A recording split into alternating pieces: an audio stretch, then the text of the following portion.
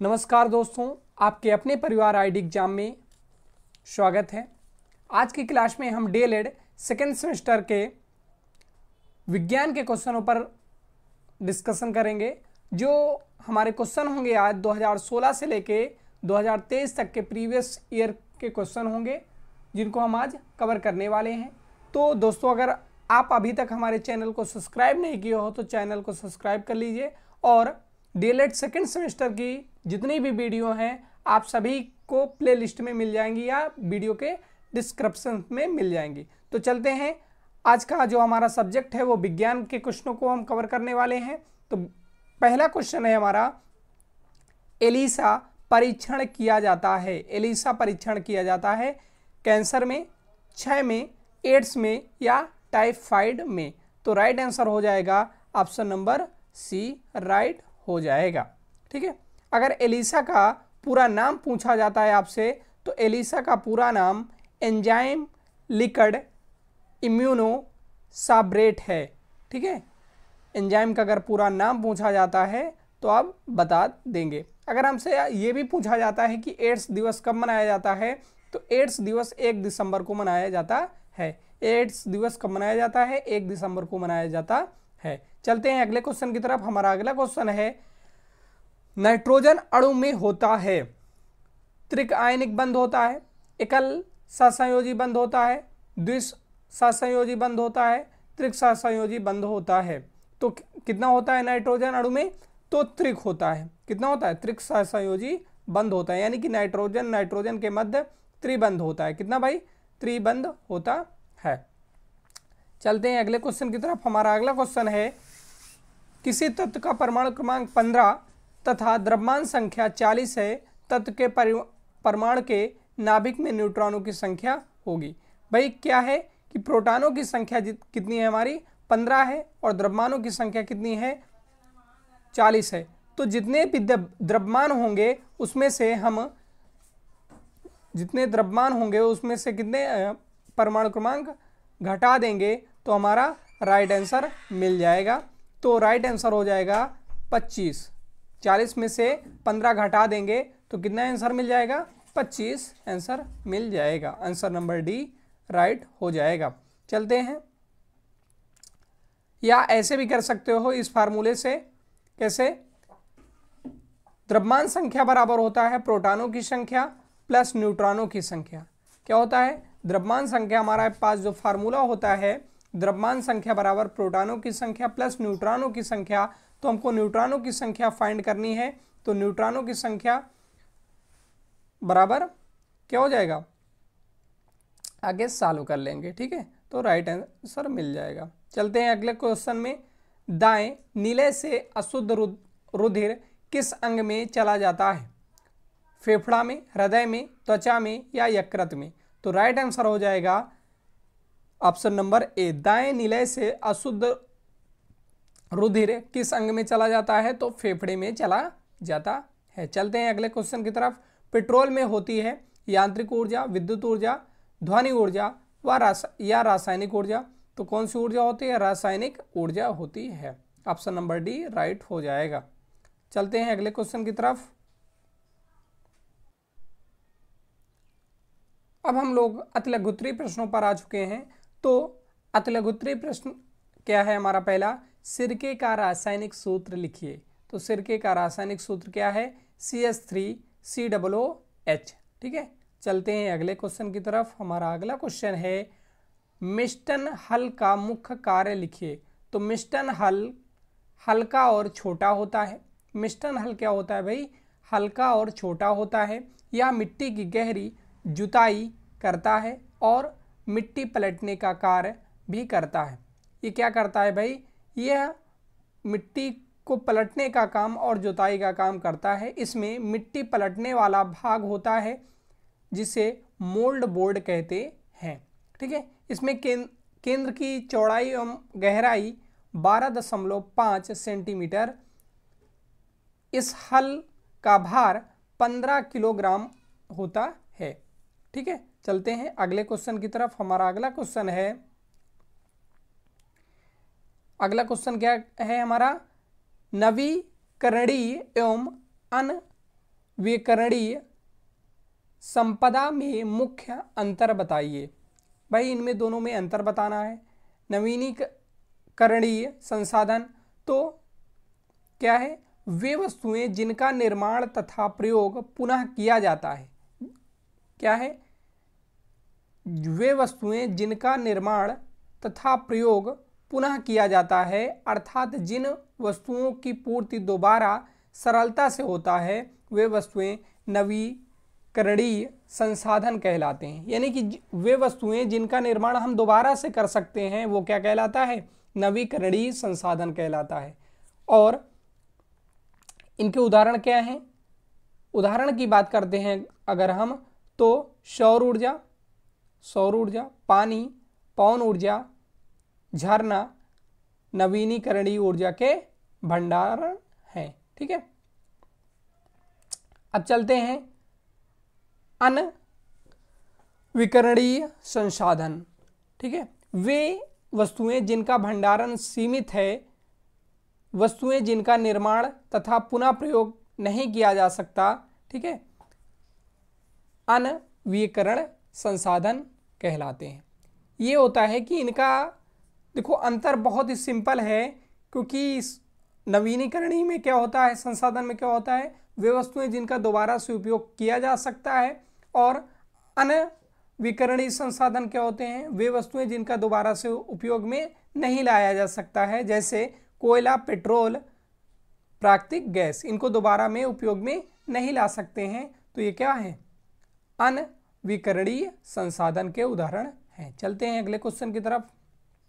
अगला क्वेश्चन है हमारा, वसा में घुलनशील 2 विटामिन के नाम लिखिए।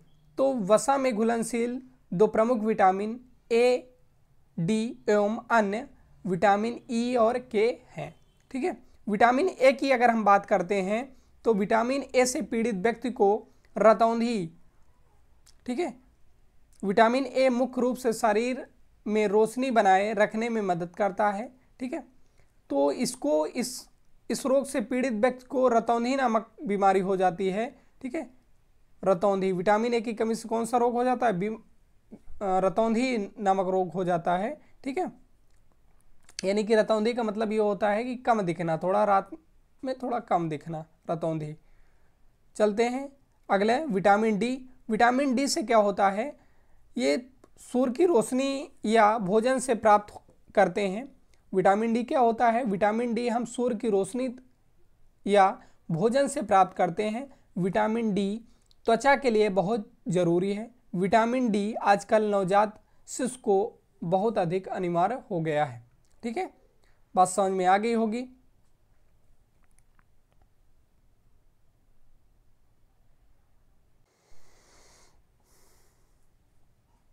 चलते हैं अगले क्वेश्चन में। अगला क्वेश्चन है हमारा, टीकाकरण क्या है, लिखिए। तो किसी बीमारी के विरुद्ध प्रतिरोधात्मक क्षमता विकसित करने के लिए जो दवा खिलाई पिलाई जाती है या अन्य किसी रूप में दी जाती है उसे टीका कहते हैं। टीकाकरण क्या है भाई, किसी बीमारी के विरुद्ध प्रतिरोधात्मक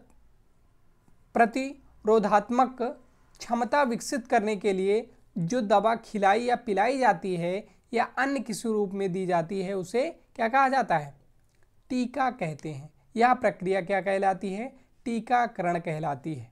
ठीक है, संक्रमण रोगों की रोकथाम में टीकाकरण सर्वाधिक प्रभावी एवं सस्ती प्रक्रिया है। कोरोना काल में कोरोना को हराने के लिए महत्वपूर्ण टीके विकसित किए गए। ठीक है, जिसमें स्पुतनिक वी, ठीक है, कोवैक्सीन, कोविड शील्ड प्रमुख हैं।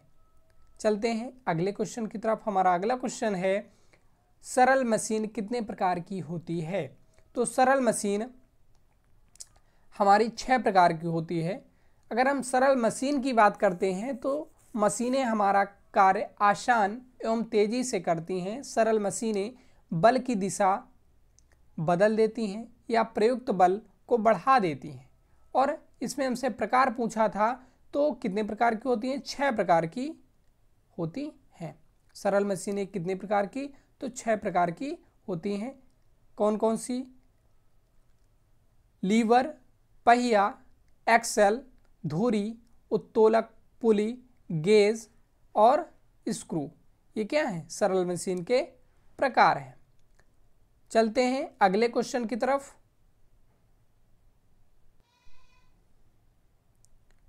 अब हम बात करने वाले हैं लघुत्तरीय प्रश्नों पर।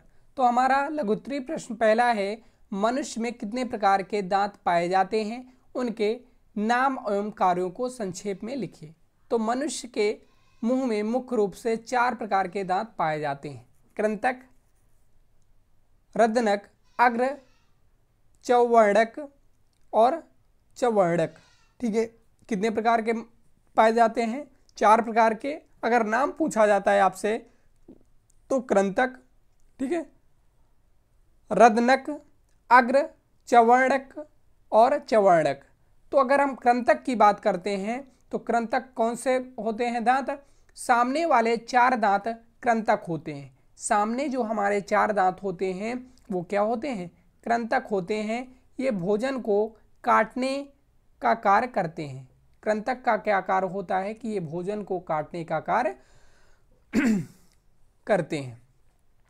अब हम दूसरे की बात करते हैं, रदनक। रदनक दांत सख्त भोजन को चीरने के काम करते हैं। कृंतक का क्या काम था कि ये भोजन को काटने का कार्य करते हैं, ठीक है, और रदनक क्या होते हैं? ये भोजन को चीरने के काम आते हैं, ठीक है। अग्र चौवर्णक, इनका काम क्या होता है? अग्र चौवर्णक दांत द्वारा भोजन को तोड़ते हैं, ठीक है। अग्र चौवर्णक दांत दोनों तरफ 3-3 होते हैं। चौवर्णक क्या होते हैं? चौवर्णक दांत भी भोजन को चबाते हैं, ठीक है। तो चारों समझ में आ गए होंगे, चौवर्णक, कृंतक, रदनक, अग्र चौवर्णक और चौवर्णक, ठीक है। चलते हैं अगले क्वेश्चन की तरफ। हमारा अगला क्वेश्चन है, मनुष्य में भोजन के पोषक की प्रक्रिया समझाइए, ठीक है। तो मानव पोषण एक ऐसी प्रक्रिया है जिसके द्वारा भोजन में मौजूद पदार्थ शरीर के ऊतकों में परिवर्तित हो जाते हैं और मानव जीवन को बनाने वाली शारीरिक और मानसिक गतिविधियों की पूरी श्रृंखला के लिए ऊर्जा प्रदान करते हैं। मानव पोषण में 5 चरण होते हैं। कितने चरण होते हैं भाई? 5 चरण होते हैं। पहला कौन सा? पहला है अंतग्रहण, दूसरा है पाचन, तीसरा है अवशोषण और चौथा है मिलाना और 5वां है उत्सर्जन। तो हम अंतग्रहण की बात करते हैं तो अंतग्रहण क्या होता है भाई? तो हम भोजन को खाकर उसका उपयोग करते हैं। हम भोजन को खाकर उसका उपयोग करते हैं जिसे अंतग्रहण कहा जाता है। यानी कि हम भोजन को खाकर उसका उपयोग करते हैं, इसे क्या कहा जाता है?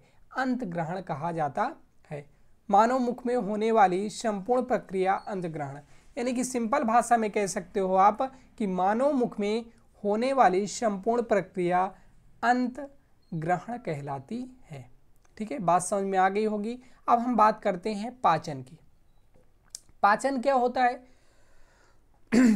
तो पाचन वह प्रक्रिया है जिसके माध्यम से भोजन छोटे और फिर आणविक टुकड़ों में टूट जाता है। यानी कि जिसके द्वारा, पाचन के द्वारा ही भोजन छोटे और आणविक टुकड़ों में टूट जाता है। यह एक आवश्यक कदम है जो प्रोटीन, लिपिड, कार्ब्स, विटामिन और खनिजों के घटकों को सरल बनाता है ताकि हमारी कोशिकाएं या मानव की कोशिकाएं उन्हें आसानी से अवशोषित कर सकें, ठीक है। अब अवशोषण की बात करते हैं। तो अवशोषण की बात क्या है? अवशोषण वह प्रक्रिया है जिसके माध्यम से पाचन के अंतिम उत्पादों आंतों के ग्लूकोज से सरल रक्त या लसिका में अवशोषित हो जाता है। इसमें क्या होता है? जो ग्लूकोजा से सरल रक्त या लसिका में अवशोषित हो जाता है। मिलाना क्या है? मिलाना वह प्रक्रिया है जिसके माध्यम से पाचन के अंतिम अवशोषित लसिका के अणुओं से सरल माइक्रोगालक्यूल्स का संश्लेषण करने की प्रक्रिया है। ठीक है, बात समझ में आ गई होगी। अब बात करते हैं उत्सर्जन। उत्सर्जन उस प्रक्रिया का अंतिम चरण है जिसके माध्यम से अवशिष्ट हमारे शरीर से बाहर निकल जाते हैं। यानी कि उत्सर्जन वो होता है कि वह प्रक्रिया होती है, वो अंतिम चरण होता है जिसके माध्यम से हमारे शरीर से अवशिष्ट पदार्थ क्या हो जाते हैं, बाहर निकल जाते हैं। चलते हैं अगले क्वेश्चन की तरफ। अगला क्वेश्चन है हमारा, ऊर्जा रूपांतरण से क्या समझते हैं? यांत्रिक एवं विद्युत ऊर्जा के रूपांतरण को उदाहरण से समझाइए। तो ऊर्जा रूपांतरण की अगर हम बात करते हैं तो ऊर्जा रूपांतरण, जिसे ऊर्जा परिवर्तन भी कहा जाता है, इसे और किस नाम से जानते हैं? ऊर्जा परिवर्तन के नाम से भी जाना जाता है। ऊर्जा के एक रूप से दूसरे रूप में बदलने की प्रक्रिया ऊर्जा रूपांतरण हर जगह और दिन के हर मिनट में होता है।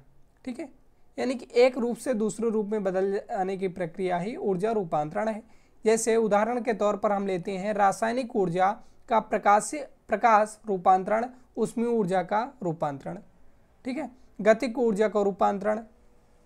ठीक है, जैसे यांत्रिक ऊर्जा का रूपांतरण कैसे होता है भाई? यांत्रिक ऊर्जा का विद्युत ऊर्जा में रूपांतरण विद्युत जनरेटर के माध्यम से होता है। जो यांत्रिक ऊर्जा का रूपांतरण होता है वो किसके माध्यम? जनरेटर के माध्यम से होता है। ये उपकरण यांत्रिक गति को विद्युत धारा में परिवर्तित कर देता है। ये उपकरण जनरेटर क्या करता है भाई कि यांत्रिक गति को विद्युत धारा में परिवर्तित करने की एक विद्युत चुंबकीय प्रेरण सिद्धांत है। ठीक है, उदाहरण जनरेटर, अल्टरनेटर। ठीक है, अब हम, ये तो यांत्रिक ऊर्जा की बात थी, अब हम विद्युत ऊर्जा की बात करते हैं। तो डीसी यानी कि डायरेक्ट करंट, डीसी का मतलब क्या हो? डायरेक्ट करंट विद्युत मीटर के द्वारा विद्युत ऊर्जा को यांत्रिक ऊर्जा में रूपांतरित किया जाता है। विद्युत मीटर विद्युत चुंबकीय प्रेरण का प्रयोग करती है, जैसे जनरेटर, विद्युत बल्ब, विद्युत हीटर। तो बात समझ में आ गई होगी, यांत्रिक ऊर्जा और विद्युत ऊर्जा। तो अगर आपसे यांत्रिक ऊर्जा भी पूछा जाए या विद्युत ऊर्जा भी पूछा जाए तो आप सिंपल भाषा में लिख सकते हैं।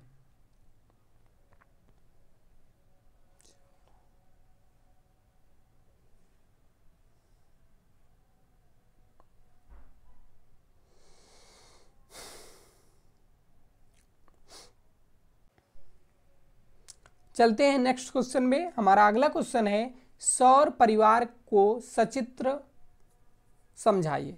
तो सौर परिवार का भाई चित्र देख लीजिए कैसे होगा। देखो ऐसे, ठीक है, सौर परिवार का चित्र, बुध, शुक्र, पृथ्वी, मंगल, बृहस्पति। ठीक है, ये क्या है? तो सौर परिवार क्या होता है?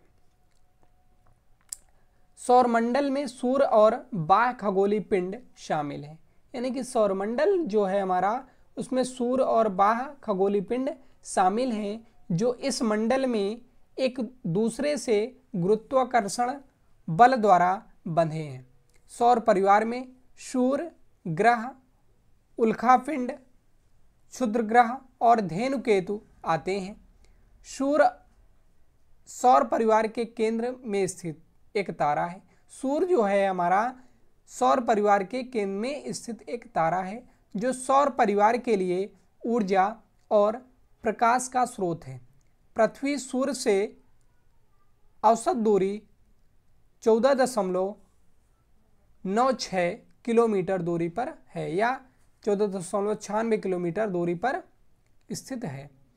पृथ्वी पर सूर्य का प्रकाश रेडिएशन विकिरण के 8 मिनट 18 सेकंड, या सेकंडों में अगर हम बात करें तो 500 सेकंड पर आता है। कितने मिनट में? 8 मिनट 18 सेकंड में आता है।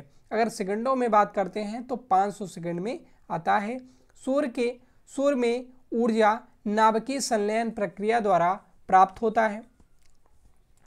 सूर्य के दिखाई देने वाले सतह को प्रकाश मंडल कहते हैं।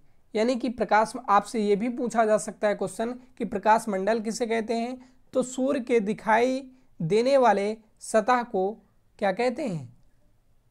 प्रकाश मंडल कहते हैं। ठीक है, सूर्य के बाहरी सतह का तापमान 6000 डिग्री सेल्सियस होता है। ठीक है, सूर्य की आकर्षण शक्ति पृथ्वी से 28 गुना ज़्यादा है। कितने गुना ज़्यादा है भाई? 28 गुना ज़्यादा है।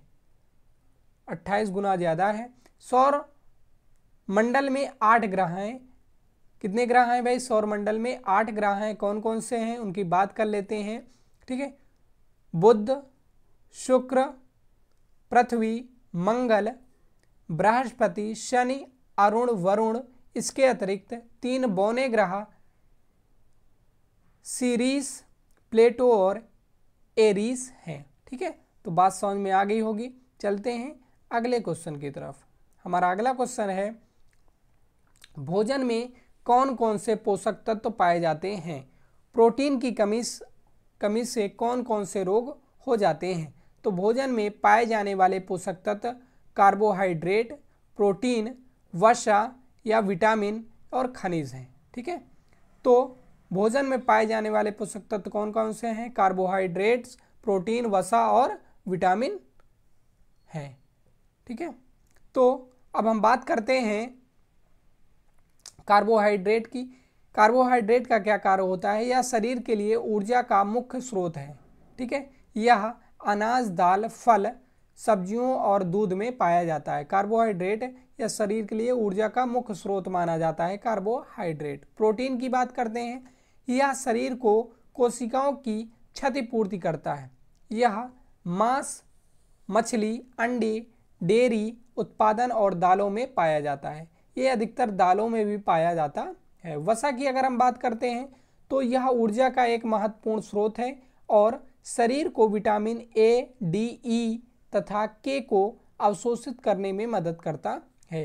यह किस में पाया जाता है? मक्खन में पाया जाता है, तेल में पाया जाता है, घी में पाया जाता है, नट्स या बीजों में पाया जाता है।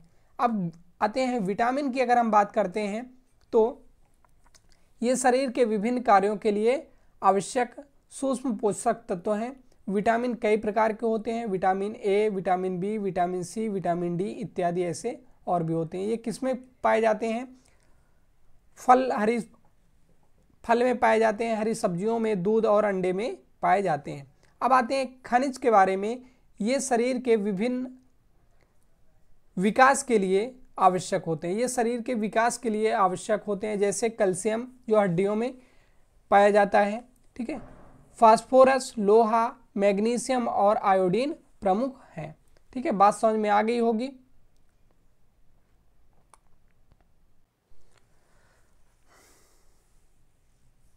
अगला क्वेश्चन है हमारा, आवर्त सारणी में किसी आवर्त में बाएं एवं दाएं चलने पर विद्युत धनात्मकता गुण एवं धात्विक गुणों में क्या परिवर्तन होता है? उदाहरण देकर समझाइए। तो आवर्त सारणी के किसी आवर्त में बाएं से दाएं चलने पर धात्विक गुण घटता है तथा विद्युत धनात्मक गुण भी घटता है। क्या क्या घटता है? धात्विक गुण घटता है और विद्युत धनात्मक गुण भी घटता है। क्यों घटता है भाई? क्योंकि इलेक्ट्रॉन त्यागने की क्षमता भी घटती है। ठीक है, तो उदाहरण के लिए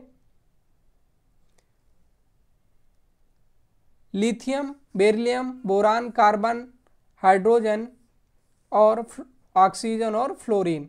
लिथियम से फ्लोरीन तक चलने पर इनका धात्विक गुण घटता है तथा इलेक्ट्रॉन त्यागने की क्षमता भी घटती है। ठीक है, तो बात समझ में आ गई होगी। चलते हैं अगले क्वेश्चन की तरफ। हमारा अगला क्वेश्चन है, खेती में प्रयुक्त कल्टीवेटर का नामांकित चित्र बनाइए। भाई कल्टीवेटर का चित्र आप लोग प्रैक्टिस कर लीजिएगा कि कैसे बनेगा। मेन फ्रेम होता है, ब्लेड होता है। ठीक है, तो ये देख लीजिए चित्र।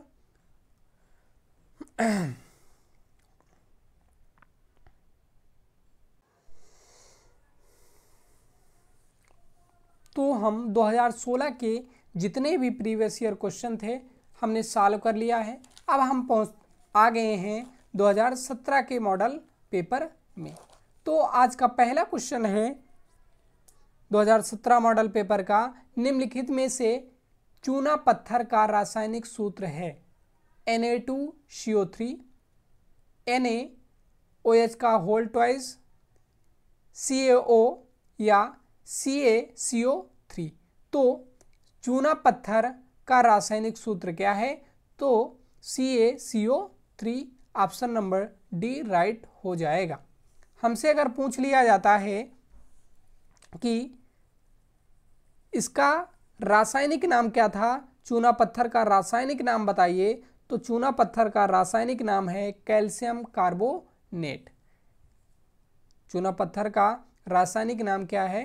कैल्शियम कार्बोनेट है। चलते हैं अगले क्वेश्चन की तरफ। हमारा अगला क्वेश्चन है, सोलर सेल में मुख्य रूप से ऊर्जा का रूपांतरण होता है प्रकाश ऊर्जा का विद्युत ऊर्जा में, प्रकाश ऊर्जा का रासायनिक ऊर्जा में, रासायनिक ऊर्जा का प्रकाश ऊर्जा में, या ऊष्मीय ऊर्जा का प्रकाश ऊर्जा में। तो राइट आंसर हो जाएगा ऑप्शन नंबर ए, प्रकाश ऊर्जा का विद्युत ऊर्जा में। सोलर सेल में मुख्य रूप से ऊर्जा का रूपांतरण किसमें होता है? प्रकाश ऊर्जा का विद्युत ऊर्जा में। चलते हैं अगले क्वेश्चन की तरफ। हमारा अगला क्वेश्चन है,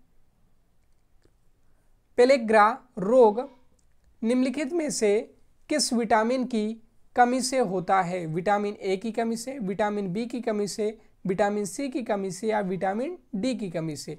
तो राइट आंसर हो जाएगा विटामिन बी की कमी से, ऑप्शन नंबर बी राइट हो जाएगा। ठीक है, चलते हैं अगले क्वेश्चन की तरफ। अगला क्वेश्चन है हमारा, जड़ों द्वारा वर्धी प्रजनन होता है आलू में, शकरकंद में, अदरक में, या गन्ना में? तो ऑप्शन नंबर बी राइट हो जाएगा। किसमें होता है? जड़ों द्वारा वर्धी प्रजनन होता है शकरकंद में, ऑप्शन नंबर बी राइट हो जाएगा। ठीक है, और भी वर्धी प्रजनन किसमें होता है? रताल में, ठीक है, अमरूद में, और भी हैं। ठीक है, चलते हैं अगले क्वेश्चन की तरफ। हमारा अगला क्वेश्चन है, वह उत्तोलक जिसमें आलंब एवं आयास के मध्य भार है वो क्या होता है? हैंड पंप होता है, चाकू होता है, ट्राली होता है, या फावड़ा होता है? तो वो क्या होता है? ट्राली होता है, ऑप्शन नंबर सी राइट हो जाएगा। चलते हैं अगले क्वेश्चन की तरफ। हमारा अगला क्वेश्चन है, सौर मंडल में सूर्य के सबसे नजदीक स्थित ग्रह का नाम लिखिए। तो सौर मंडल में सूर्य के सबसे नजदीक स्थित ग्रह कौन सा है? बुध है। कौन सा है भाई? बुध है। ठीक है, सौर मंडल में 8 ग्रह हैं जो एक स्थिर गति से सूर्य की परिक्रमा करते हैं। ठीक है, बुध ग्रह को सूर्य का चक्कर लगाने में कितने दिन का समय लगता है? तो 28 दिन का समय लगता है। ठीक है, आपसे पूछा जा सकता है कि बुध ग्रह को सूर्य का चक्कर लगाने में कितना दिन लगता है? तो 88 दिन का समय लगता है। कितने दिन का? 88 दिन का समय लगता है। और बुध और मंडल का सबसे छोटा ग्रह है। ठीक है, बुध सबसे छोटा ग्रह भी है, ये भी याद रखिएगा। चलते हैं अगले क्वेश्चन की तरफ। हमारा अगला क्वेश्चन है, मानव की खोपड़ी में उपस्थित हड्डियों की कुल संख्या कितनी है? ठीक है, तो मानव की खोपड़ी में उपस्थित हड्डियों की कुल संख्या 22 है। ठीक है, हड्डियों में 8 कपाल की हड्डियां और 14 चेहरे की हड्डियां शामिल हैं। ठीक है, मध्य कान, अगर हम मध्य कान की हड्डियों सहित सिर में 29 हड्डियां होती हैं। सबसे छोटी हड्डी कान की स्टेपीज हड्डी है। जो सबसे छोटी हड्डी पाई जाती है वो कहाँ पाई जाती है?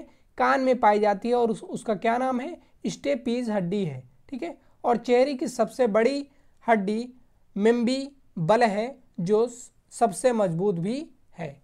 चलते हैं अगले क्वेश्चन की तरफ। हमारा अगला क्वेश्चन है, कीटों में वर्ज्य पदार्थों का निष्कासन किस उत्सर्जी अंग द्वारा होता है? तो कीटों में वर्ज्य पदार्थों का निष्कासन मैल पिगियन नलिका की मुख्य उत्सर्जन इंद्रियां हैं। ये शरीर की गुहा के रक्त में से उत्सर्जित पदार्थ अवशोषण करने के पश्चात ले जाती है। मैल पीगी कोशिकाएं उसे आंत में प्रवाहित करती हैं। हालांकि केशरिकाएं में मुख्य उत्सर्जी अंग एक जोड़ी वक्र होते हैं, लेकिन कीटों तथा अन्य आर्थ्रोपोडो प्राणियों में शारीरिक सतह से गैस विनिमय इसमें संभव नहीं है। ठीक है, चलते हैं अगले क्वेश्चन की तरफ। हमारा अगला क्वेश्चन है किसी एक अम्ल एवं एक क्षार का रासायनिक सूत्र लिखिए। ठीक है, तो अम्ल क्या होते हैं, क्षार क्या होते हैं। अगर हम अम्ल की बात करते हैं तो अम्ल वे पदार्थ होते हैं जिनका पीएच वैल्यू, या ऐसे याद रख लो कि अम्ल वे होते हैं जो H+ आयन देते हैं, जलीय विलयन के साथ क्या देते हैं, H+ आयन देते हैं, वो अम्ल होते हैं। क्या देते हैं, H+ आयन देते हैं, वो अम्ल होते हैं।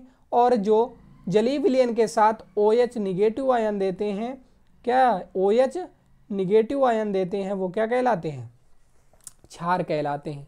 तो हमसे इसमें पूछा गया था कि एक अम्ल और एक क्षार का रासायनिक नाम लिखिए। तो सल्फ्यूरिक एसिड H2SO4, ठीक है। और क्षार की बात करते हैं हम तो sodium hydroxide NaOH, sodium hydroxide NaOH। ठीक है, चलते हैं अगले क्वेश्चन की तरफ। हमारा अगला क्वेश्चन है Fe2O3 में लोहे की संयोजकता कितनी है। तो Fe2O3 में लोहे की संयोजकता कितनी है, 3 है। ठीक है, कितनी है भाई, 3 है। तो इसको निकाल भी सकते हैं आप लोग।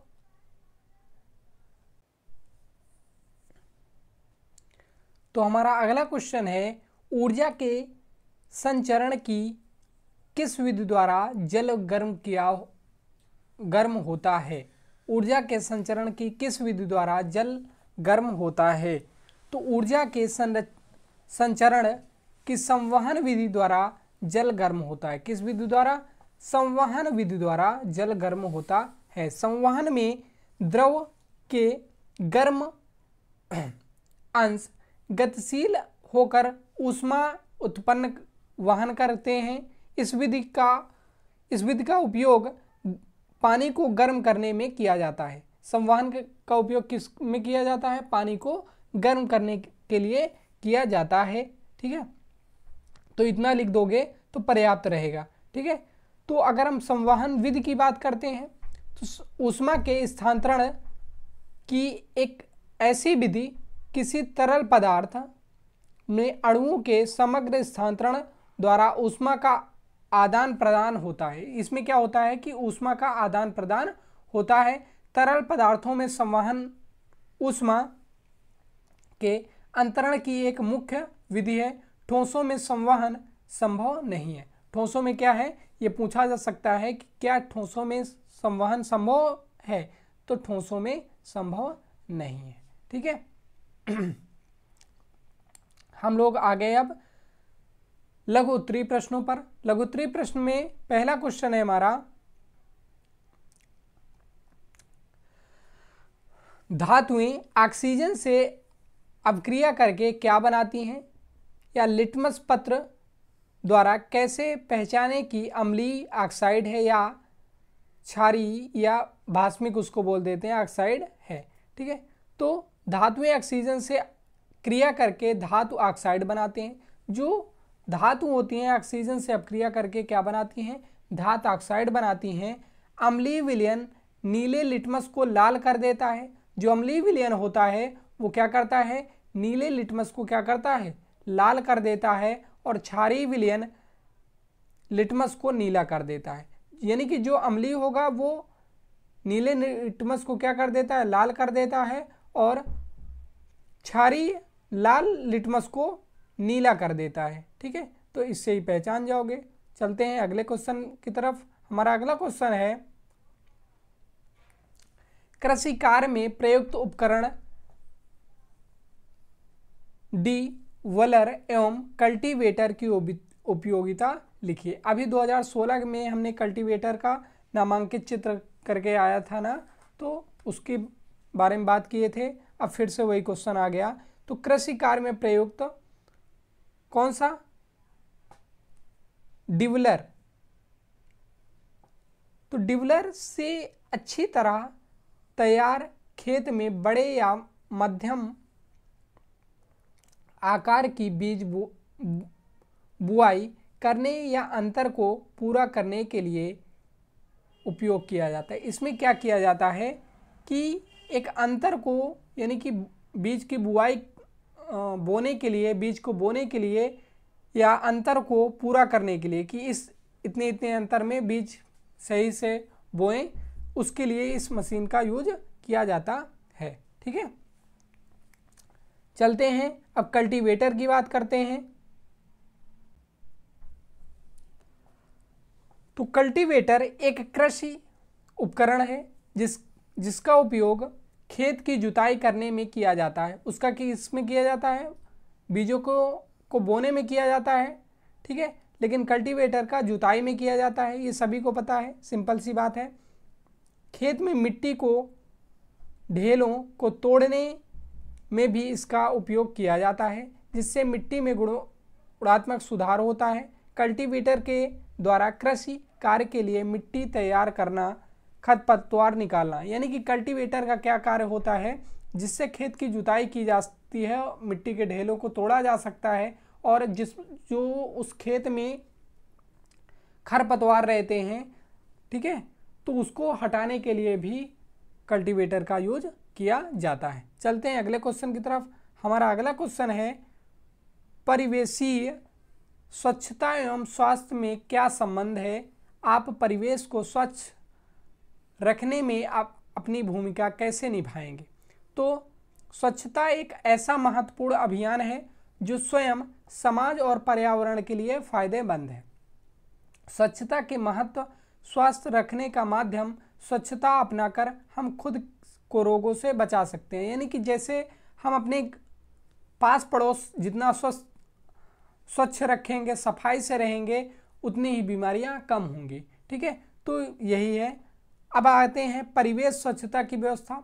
हमें स्वस्थ रहने के लिए अपने आसपास के वातावरण को साफ सुथरा रखना चाहिए और गंदगी नहीं फैलानी चाहिए। ये बताने की आवश्यकता नहीं है, ये सभी को पता है। इस प्रकार हम अपने परिवेश को स्वच्छ रख सकते हैं। हम अपने परिवेश को कैसे साफ सुथरा रख सकते हैं? तो हम अपने परिवेश में को साफ सुथरा, अपने वातावरण को साफ सुथरा रखें तो बीमारी हो ही नहीं सकती। ठीक है, गंदगी नहीं फैलानी चाहिए। तो बात समझ में आ गई होगी। चलते हैं अगले क्वेश्चन की तरफ। हमारा अगला क्वेश्चन है मानव के श्वसन अंग का नामांकित चित्र बनाइए। तो भाई इसका चित्र आप लोग प्रैक्टिस कर लीजिएगा। ठीक है, एक बार इसकी प्रैक्टिस कर लीजिएगा, श्वसन अंग की प्रैक्टिस कर लीजिएगा। ठीक है, स्क्रीनशॉट आप ले सकते हैं।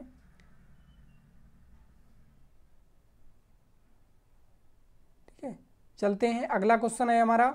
अगला क्वेश्चन क्या है हमारा कि मानव ऊर्जा का अपव्यय कहाँ कहाँ करते हैं? ऊर्जा को संरक्षित करने के विभिन्न तरीके लिखिए। ठीक है, तो बात करते हैं ऊर्जा का अपव्यय। लगभग सभी भौतिक और रासायनिक परिवर्तन के दौरान ऊर्जा का क्षय होता है। किसी भी व्यक्ति को कार्यशील रहने के लिए ऊर्जा की आवश्यकता होती है। मानव के विभिन्न, जैसे कपड़ा, मकान, सड़क, भोजन, जल, वायु, परिवहन, संचार, सूचना, ये सभी जितने भी हैं ऊर्जा, यानी कि अन्य मानव संसाधन के निर्माण के लिए ऊर्जा की आवश्यकता होती है। ठीक है, ये सभी ऊर्जा इसमें आवश्यकता होती है। ऊर्जा से ही मानव कार्य करने योग्य बनता है एवं सक्रिय रहता है। यानी कि जैसे ऊर्जा की हम अगर डिफिनीशन की बात करते हैं तो कार्य करने की क्षमता को ऊर्जा कहते हैं। ठीक है, कार्य करने की क्षमता को ही ऊर्जा कहते हैं। ठीक है, बात समझ में आ गई होगी।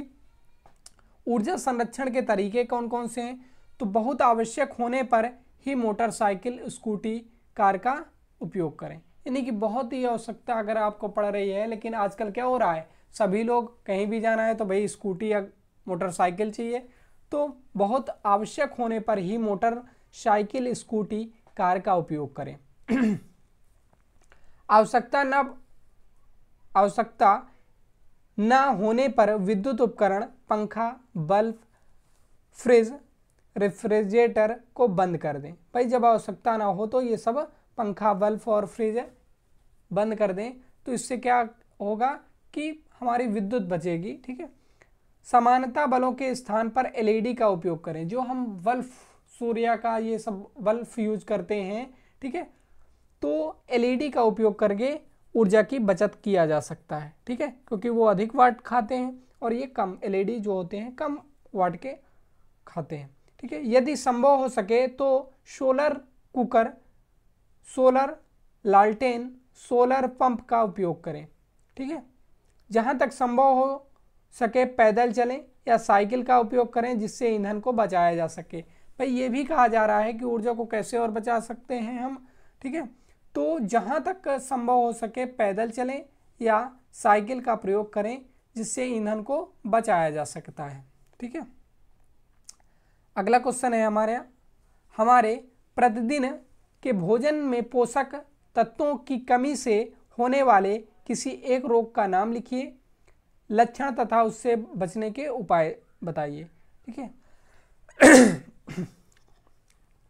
तो खाद्य पदार्थों में पोषक तत्वों की कमी का सीधा असर हमारे सेहत पर पड़ सकता है। सेहत खराब करने में कीटनाशक की बड़ी भूमिका है। किसी व्यक्ति के आहार में कार्बोहाइड्रेट, प्रोटीन, वसा और सूक्ष्म पोषक तत्व होने चाहिए। ठीक है। पोषक तत्वों की कमी होने से होने वाले रोग कार्बोहाइड्रेट, सुस्ती एवं कमजोरी हो सकती है। प्रोटीन, एनीमिया हो सकता है। प्रोटीन की कमी से क्या हो सकता है, एनीमिया। अगर हमको कार्बोहाइड्रेट हमारे अंदर कमी रहेगी तो सुस्ती और कमजोरी हो लगेगी। अगर हमारे अंदर विटामिन की कमी रहेगी तो शरीर की प्रतिरोधक क्षमता, कैंसर, संक्रमण, बीमारी, विटामिन की कमी के मुख्य रोग हो सकते हैं। जैसे अगर हम विटामिन ए हमारे अंदर कमी हो गई तो क्या होगा, विटामिन ए से होने वाले रोग कौन कौन से हैं, रतौंधी, मोतियाबिंद, त्वचा शुष्क, सल्की। ठीक है, ये हैं विटामिन ए की कमी से। विटामिन बी1 की कमी से बेरी, विटामिन बी1 की कमी से बेरी हो जाता है। ठीक है। विटामिन बी2 की बात करते हैं तो त्वचा का फटना, आंखों का लाल होना। विटामिन यानी कि आपसे पूछा जा सकता है बहुविकल्पी में कि आंखों का लाल होना किस विटामिन के कारण होता है, तो विटामिन बी2 के कारण। ठीक है। अब बात करते हैं विटामिन बी3 की, तो त्वचा पर दाद होना, यह विटामिन बी3 के कारण होता है। ठीक है।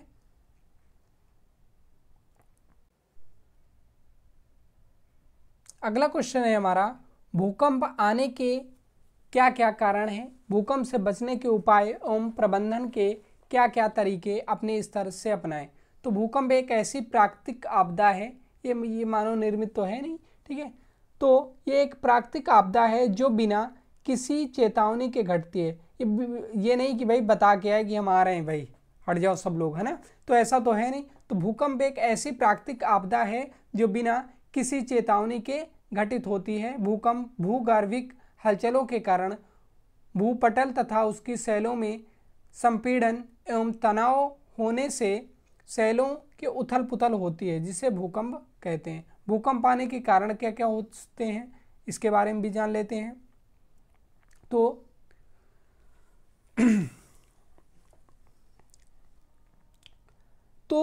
ज्वालामुखी विस्फोट, समसर्थिक समायोजन तथा वितलीय कारणों से भूकंप की उत्पत्ति होती है।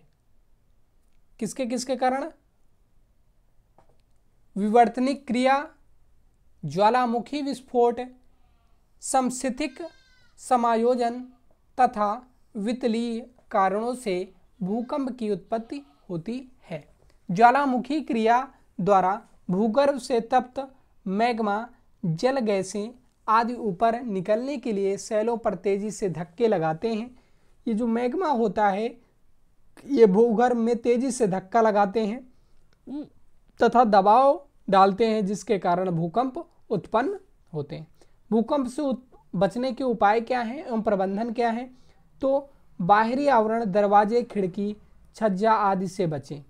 यदि आप बाहर हैं तो पेड़, खंबे आदि से बचें। यानी कि आप ये सोच रहे हैं कि भूकंप आने वाला है तो भाई पेड़ के नीचे खड़े हो जाएं, ऐसा नहीं करना है। खंबे, इनसे सभी से बचना है। भूकंप के झटके जारी रहें तब तक एक ही जगह बैठे रहें या आप तक सुनिश्चित ना कर लें कि आप सुरक्षित ढंग से बाहर निकल सकते हैं, वहीं पर बैठे रहें। जब तक आप सुनिश्चित ना कर लें कि हम यहाँ सुरक्षित हैं कि तब तक वहीं आप बैठे रहें। पीड़ित व्यक्ति को त्वरित उपचार के लिए चिकित्सा ले जाएं। अगर कोई व्यक्ति पीड़ित हो जाता है तो उसको कहाँ, अस्पताल ले जाएं। भूकंप के दौरान लिफ्ट का प्रयोग ना करें। यदि भूकंप के दौरान लिफ्ट का प्रयोग नहीं करना चाहिए। यदि आप मकान में बहुमंजिल इमारत में हैं तो बाहर निकल आएं और खाली जगह पर चले जाएं। यानी कि अगर आप कोई बड़ी इमारत में हैं तो वहां से निकल के खाली जगह में खड़े हो जाएं। ठीक है, तो दोस्तों हम आ चुके हैं 2019 के मॉडल पेपर पे। ठीक है, तो पहला क्वेश्चन है, पित्त रस बनता है अमाशय में, ग्रहणी में, छोटी आंत में या यकृत में? तो ऑप्शन नंबर डी राइट हो जाएगा। पित्त रस बनता है किसमें? यकृत में। ठीक है, चलते हैं अगले क्वेश्चन की तरफ। हमारा अगला क्वेश्चन है, तृतीय श्रेणी के उत्तोलक का उदाहरण है सरौता, कैंची, बोझ उठाने वाली गाड़ी या चिमटा? तो तृतीय श्रेणी के उत्तोलक में कौन है? चिमटा है। ऑप्शन नंबर डी राइट हो जाएगा। अगर हम तृतीय श्रेणी की और भी बात करते हैं तो झाड़ू भी है। ठीक है, किसान का हल भी उसी तृतीय श्रेणी में आता है। चलते हैं अगले क्वेश्चन की तरफ। प्रकाश संश्लेषण की क्रिया में कौन सी गैस निकलती है? तो प्रकाश संश्लेषण की क्रिया में CO2 निकलती है, O2 निकलती है, NH3 निकलती है या N2 निकलती है? तो आपको बता दें, प्रकाश संश्लेषण की क्रिया में O2 गैस निकलती है, यानी कि ऑक्सीजन गैस निकलती है। ऑप्शन नंबर बी राइट हो जाएगा। चलते हैं अगले क्वेश्चन की तरफ। हमारा अगला क्वेश्चन है, प्रकाश तत्व के समस्थानिक में होते हैं। समस्थानिक में क्या होते हैं? परमाणु संख्या समान लेकिन द्रव्यमान संख्या भिन्न होती है। ठीक है, परमाणु संख्या क्या होते हैं? समान लेकिन द्रव्यमान संख्या भिन्न होती है। हम समस्थानिक के बारे में जान लेते हैं। समस्थानिक है क्या? समस्थानिक एक ही तत्व के परमाणु जिनकी परमाणु संख्या समान होती है। यानी कि समस्थानिक में क्या होता है कि परमाणु संख्या तो समान होती है परंतु भार अलग अलग होते हैं, उन्हें समस्थानिक कहा जाता है। ठीक है, चलते हैं अगले क्वेश्चन की तरफ। हमारा अगला क्वेश्चन है, चंद्रमा क्या है? देवता, तारा, उपग्रह या ग्रह? तो चंद्रमा एक उपग्रह है। ठीक है, चंद्रमा एक उपग्रह है या सौरमंडल का सबसे विशाल प्राकृतिक उपग्रह है। ठीक है, चलते हैं अगले क्वेश्चन की तरफ। हमारा अगला क्वेश्चन है, अति लघुत्तरीय प्रश्नों पर आ चुके हैं हम। तो विटामिन डी का रासायनिक नाम लिखिए। इसकी कमी से शरीर में कौन कौन से रोग होते हैं उसको भी लिखना है। तो विटामिन डी का रासायनिक नाम कैल्सिफेरॉल है और विटामिन डी से की कमी से होने वाला रोग रिकेट्स है। ठीक है, क्या है? रिकेट्स है। चलते हैं अगले क्वेश्चन की तरफ।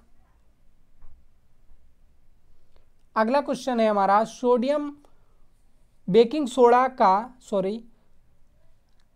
सोडा का रासायनिक सूत्र एवं उपयोग लिखिए। तो सोडियम बाइकार्बोनेट एक सोडियम बाइकार्बोनेट एक कार्बनिक यौगिक है। इसे खाने का सोडा भी कहा जाता है। आपसे पूछा जा सकता है बेकिंग सोडा को और किस नाम से जाना जाता है, तो बेकिंग सोडा को खाने के सोडे के नाम से भी जाना जाता है। ठीक है, इसका अणुसूत्र अगर हम बात करते हैं इसके, तो NHCO3 होता है। ठीक है, अगला क्वेश्चन है जल में घुलनशील विटामिन और वसा में घुलनशील विटामिन के नाम लिखिए।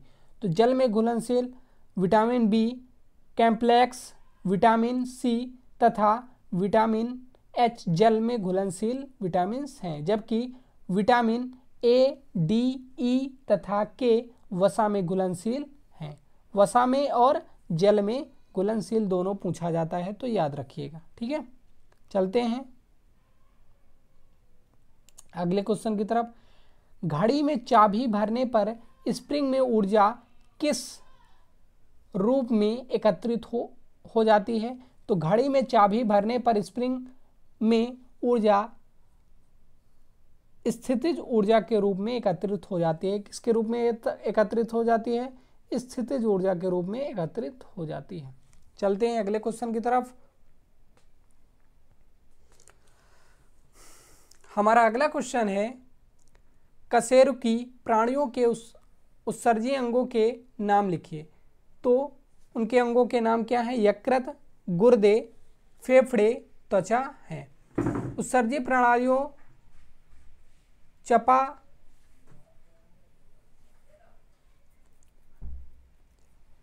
चयापचय अवशिष्टों को हटाकर और पानी, लवण और पोषक तत्वों की उचित मात्रा को बनाए रखकर शरीर के तरल पदार्थों की रासायनिक संरचना को नियंत्रित करता है। चलते हैं अगले क्वेश्चन की तरफ।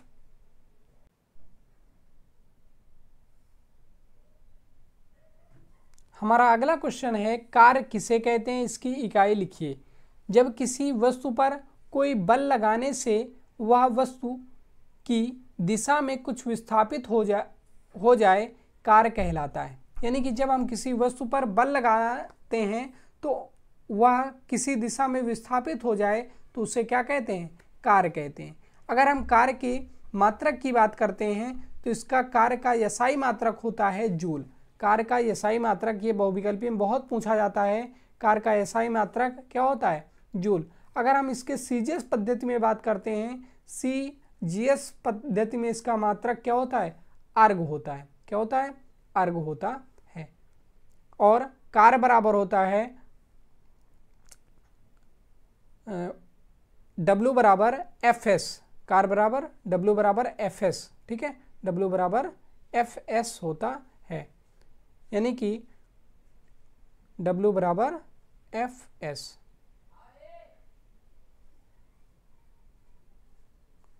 ठीक है, चलते हैं अगले क्वेश्चन की तरफ। हम लोग आ चुके हैं लघुत्तरीय प्रश्नों पर। तो लघुत्तरीय प्रश्न का पहला क्वेश्चन है माइक्रोकांडिया को कोशिका का ऊर्जा क्यों कहा जाता है? तो माइक्रोकांडिया में ऑक्सीकारक एंजाइम होते हैं। जो माइक्रोकांडिया होता है उसमें ऑक्सीकारक एंजाइम होते हैं जो भोजन के ऑक्सीकरण द्वारा ऊर्जा उत्पादन के लिए उत्तरदायी हैं। यह उत्पादित ऊर्जा कोशिका द्वारा प्रयोग की जाती है, इसलिए इसे कोशिका ग्रह कहा जाता है। बात समझ में आ गई होगी। चलते हैं अगले क्वेश्चन की तरफ। भास्मिक ऑक्साइड किसे कहते हैं? तो भास्मिक ऑक्साइड या क्षारीय ऑक्साइड बेस ऑक्साइड को कहा जाता है। किसे कहा जाता है? बेस ऑक्साइड को कहा जाता है। बेस ऑक्साइड ऐसे ऑक्साइड हैं जो अम्लीय ऑक्साइड के विरोधी गुण दिखाते हैं। ठीक है, और जो बेस बनाने के लिए पानी के साथ प्रतिक्रिया करते हैं या नमक और पानी बनाने के लिए एक एसिड के साथ प्रतिक्रिया करते हैं। अगला क्वेश्चन है हमारा फसल चक्र से क्या लाभ होता है? तो फसल चक्र से क्या लाभ होते हैं? फसल चक्र से मृदा उर्वरकता बढ़ती है। यानी कि फसल चक्र से क्या होता है? मृदा की उर्वरकता बढ़ती है। ठीक है, भूमि में कार्बन नाइट्रोजन के अनुपात में वृद्धि होती है, यानी कि कार्बन और नाइट्रोजन के अनुपात में भी वृद्धि होती है। मृदा संरक्षण की रोकथाम होती है। कीटों का नियंत्रण होता है। फसलों के बीमारियों से बचने से बचाव होता है, यानी कि फसलों को भी क्या होता है, बीमारियों से बचाव होता है। अगला क्वेश्चन है हमारा, नाभिकीय ऊर्जा क्या है, इसका क्या उपयोग है। तो बहुत भारी नाभिक को हल्के नाभिकों में तोड़ने अथवा अत्यंत हल्के नाभिक द्वारा संयुक्त होकर अपेक्षाकृत भारी नाभिक बनाने की प्रक्रिया में द्रव्यमान की क्षति हो जाती है। ठीक है, क्या होता है, द्रव्यमान की क्षति हो जाए, यानी कि बहुत भारी नाभिक को हल्के नाभिकों में तोड़ने अथवा अत्यंत हल्के नाभिकों द्वारा संयुक्त होकर अपेक्षाकृत भारी नाभिक, यानी कि छोटे छोटे नाभिकों को तोड़ करके एक भारी नाभिक बनाना। ठीक है, बनाने की प्रक्रिया में क्या होता है, द्रव्यमान की क्षति हो जाती है। इस प्रक्रिया में द्रव्यमान क्षति के तुल्य ऊर्जा E बराबर mc² मुक्त होती है। इस ऊर्जा को नाभिकीय ऊर्जा कहते हैं। ठीक है, इस ऊर्जा का उपयोग नाभिकीय रिएक्टरों, परमाणु बम तथा हाइड्रोजन बम आदि में किया जाता है। बात समझ में आ गई होगी। चलते हैं अगले क्वेश्चन पे। हमारा अगला क्वेश्चन है, संतुलित आहार से क्या तात्पर्य है, इसे संतुलित आहार क्यों लेना आवश्यक, क्यों लेना चाहिए, यानी कि शरीर को स्वस्थ और सुदृढ़ रखने के लिए सही मात्रा में प्रोटीन, विटामिन, खनिज, कार्बोहाइड्रेट्स और फैट्स युक्त आहार का सेवन करना ही संतुलित आहार है। पोषक संबंधी आवश्यक गुणों को पूरा करने के लिए निम्नलिखित संतुलित आहार लेना चाहिए। यानी कि हमारा जो संतुलित आहार लेने से हमारा शरीर सिर्फ स्वस्थ नहीं रहता, हमारी उम्र भी लंबी प्रदान करता है। ठीक है, प्राकृतिक आपदा, अगला क्वेश्चन है हमारा, प्राकृतिक आपदा से सुरक्षा के लिए क्या क्या उपाय करने चाहिए।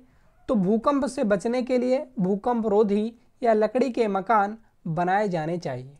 यानी कि प्राकृतिक आपदा से बचने के लिए हमको क्या करना चाहिए, भूकंप रोधी या लकड़ी के मकान बनाना चाहिए। सुनामी आदि से बचने के लिए तटों पर सघन वृक्षारोपण करना चाहिए।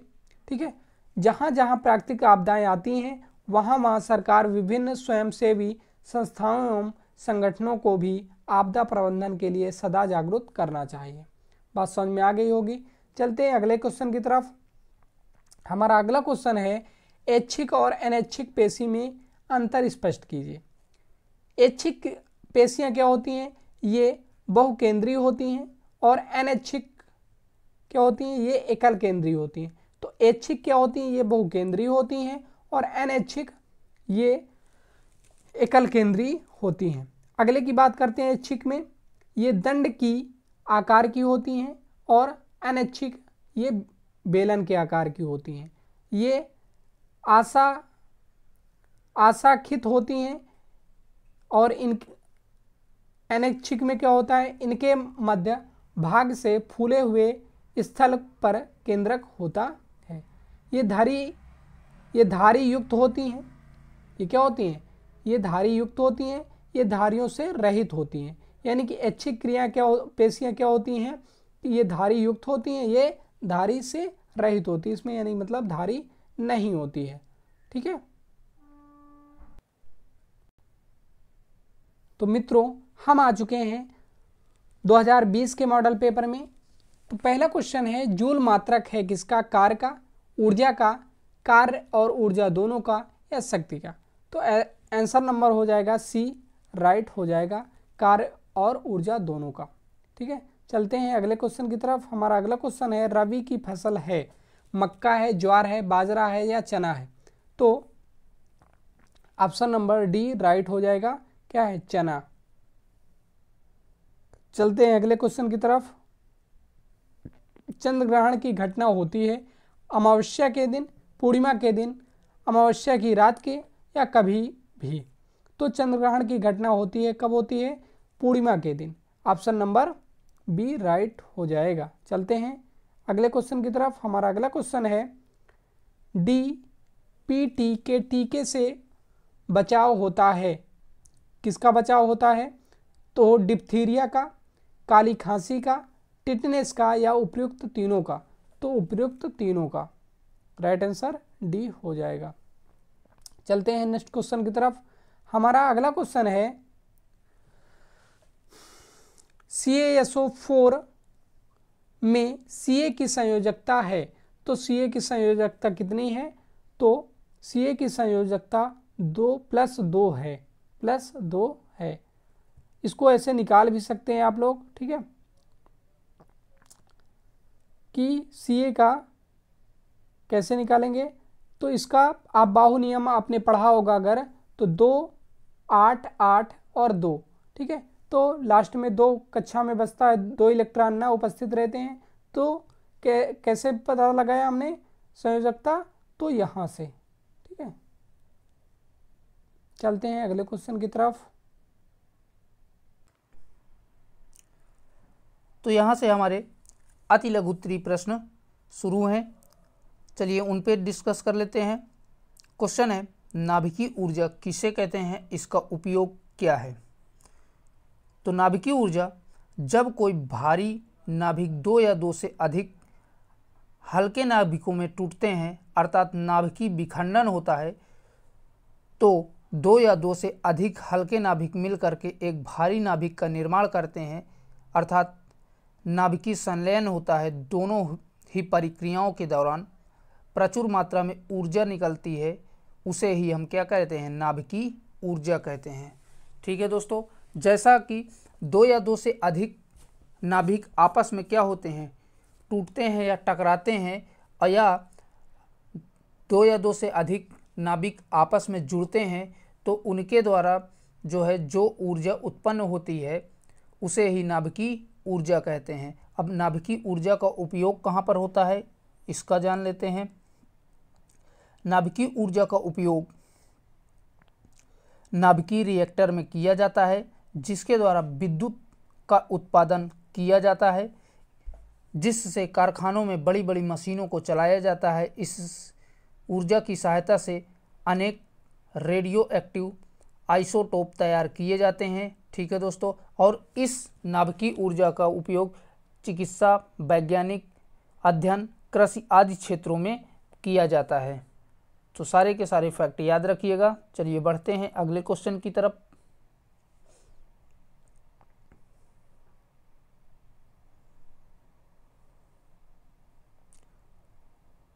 नेक्स्ट क्वेश्चन है, प्रथम वर्ग के उत्तोलक को उदाहरण सहित परिभाषित कीजिए। तो प्रथम वर्ग के उत्तोलक के बारे में आपको बताना है। तो प्रथम श्रेणी के उत्तोलक में आलंब को आयास एवं भार के माध्यम में रखा जाता है।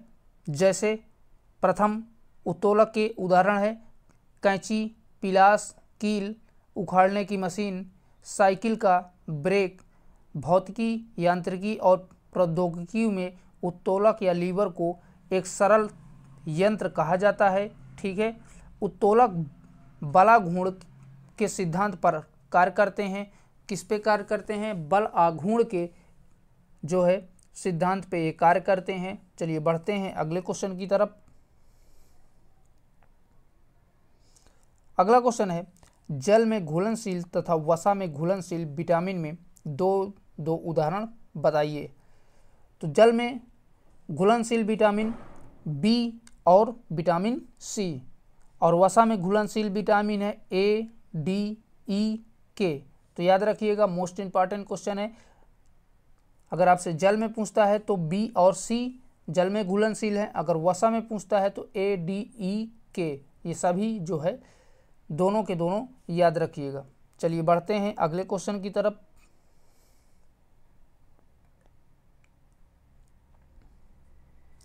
नेक्स्ट क्वेश्चन है, जल प्रदूषण के मुख्य कारण लिखिए।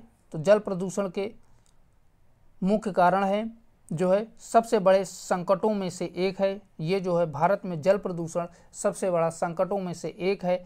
इसमें सबसे बड़ा स्रोत बिना ट्रीटमेंट के सीवर का पानी, औद्योगिक अपशिष्ट और अन्य प्रमुख कारण है, जैसे कि सामाजिक और धार्मिक रीति रिवाजों जैसे पानी के में वश को बहा देना, नहाने, कचरा फेंकने, जहाज़ों जैसे आदि के रिसाव में एसिड रेन, ग्लोबल वार्मिंग, ये सभी के सभी क्या हैं, जल प्रदूषण के मुख्य कारण हो सकते हैं। चलिए बढ़ते हैं नेक्स्ट क्वेश्चन की तरफ। अगला क्वेश्चन है वसा को कितने समूहों में बांटा गया है। तो वसा को कई भागों में बांटा गया है। इसमें से प्रमुख 3 प्रकार हैं, संतृप्त, एकल असंतृप्त, बहु असंतृप्त। तो 3 प्रकार हैं इसके। पहला है संतृप्त, एकल असंतृप्त और बहु असंतृप्त। तो याद रखिएगा। चलिए बढ़ते हैं नेक्स्ट क्वेश्चन की तरफ। अगला क्वेश्चन कह रहा है कि दिए गए समीकरण को पूरा कीजिए। CaCO प्लस का 2HCl, अब इसको जो है आपको सॉल्व करना है। तो इसका हो जाएगा CaCl2 plus CO2 plus H2O, मतलब कि कैल्शियम क्लोराइड इधर आएगा, फिर कार्बन डाइऑक्साइड, फिर जल आएगा। जल का सूत्र जो है H2SO4 होता है, कार्बन डाइऑक्साइड का CO2 और कैल्शियम क्लोराइड का CaCl2। ठीक है, तो याद रखिएगा दोस्तों। और ये लिखा भी है hydrochloride HCl, calcium chloride, carbon dioxide, जल। अगर इनमें से किसी का भी आपसे पूछता है तो आप बता सकते हैं। चलिए बढ़ते हैं अगले क्वेश्चन की तरफ। अगला क्वेश्चन है जो कि लॉन्ग आंसर है, भौतिक तथा रासायनिक परिवर्तन में क्या अंतर है, उदाहरण सहित स्पष्ट कीजिए। तो भौतिक परिवर्तन ऐसा परिवर्तन है जिससे पदार्थ की रासायनिक, प्राकृतिक तथा रासायनिक पहचान में कोई परिवर्तन नहीं होता है, बल्कि उसके रूप आकार में परिवर्तन किया जाता है। उसे क्या कहते हैं, भौतिक परिवर्तन कहते हैं। जैसे पानी का जमना, पानी का उबलना, मोमबत्ती का पिघलना, ये सभी के सभी किसके उदाहरण हैं, भौतिक परिवर्तन के हैं। अब आइए बात करते हैं रासायनिक परिवर्तन की। तो रासायनिक परिवर्तन ऐसा परिवर्तन है जिनमें आणविक संरचना पूरी तरह बदल जाती है और एक नया उत्पाद बनता है, उसे रासायनिक परिवर्तन कह लेते हैं। इससे पदार्थ अपने मूल स्वरूप में वापस किसी भी प्रकार से नहीं आता है। ठीक है, जैसे लकड़ी से कागज का जलना,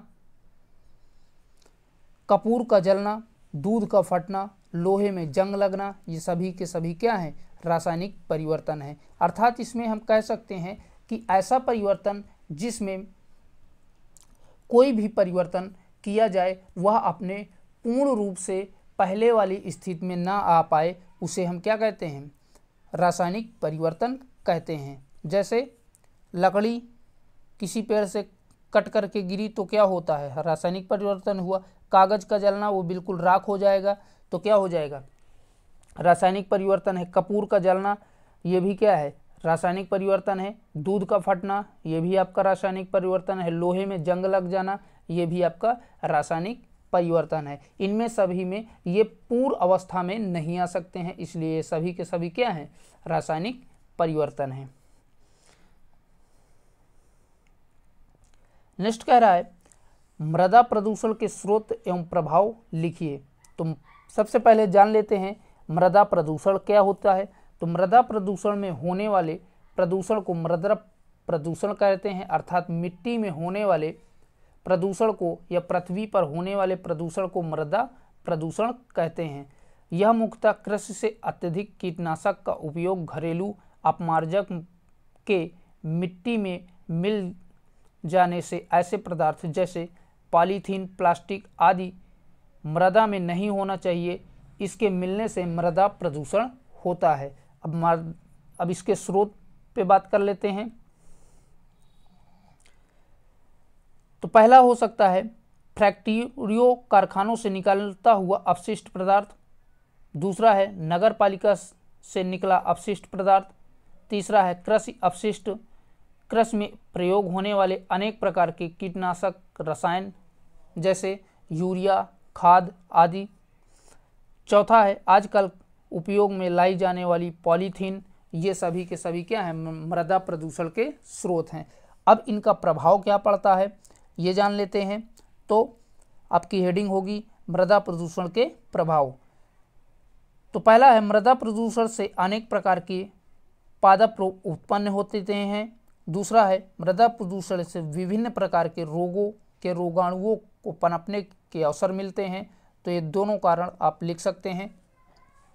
चलिए बढ़ते हैं नेक्स्ट क्वेश्चन की तरफ। नेक्स्ट क्वेश्चन है मनुष्य के श्वसन तंत्र का नामांकित चित्र बनाइए। तो आपके पेपर में दोस्तों एक चित्र बनाने को साइंस में जरूर आएगा, तो आप लोग अच्छे से देख लीजिए इसे।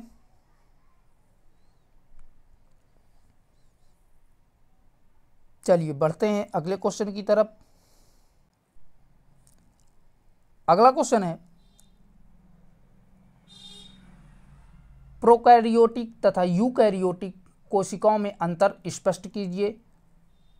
तो इनके अंतर इस प्रकार हैं। पहला है प्रोकैरियोटियों में सामान्यतः आकार छोटा होता है। क्या होता है? प्रोकैरियोटिक का इनका आकार छोटा होता है और यूकैरियोटिक का आकार क्या होता है? बड़ा होता है। इधर फिर है कोशिका विभाजन विखंडन या मुकुलन द्वारा होता है। किसमें? मुकुलन द्वारा इसमें कोशिकाओं का विभाजन होता है। और इसमें जो है यूकैरियोटिक में कोशिकाओं का विभाजन समसूत्री या अर्धसूत्री दोनों विधियों में किया जाता है। ठीक है, चलिए आगे देखते हैं इसके। तीसरा है केंद्रक क्षेत्र केंद्रीय झिल्ली से घिरा नहीं होता है। और इसमें क्या होता है? केंद्रक क्षेत्र द्रव विहीन झिल्ली द्वारा क्या होता है? घिरा होता है। फिर है अगला केंद्रक कला तथा केंद्रीय अनुपस्थित होती हैं। और इसमें क्या होता है? केंद्रक कला तथा केंद्रिका उपस्थित होती हैं। डीएनए कोशिका द्रव में उपस्थित होती है। इसमें जो है डीएनए केंद्र में स्थित होती है। कहाँ पर? इसमें जो है पांचवें में डीएनए कोशिका द्रव में उपस्थित होती है, लेकिन इसमें जो है यूकैरियोटिक में डीएनए केंद्रक में स्थित होती है। ठीक है, तो आप लोग 5 पॉइंट लिख देंगे।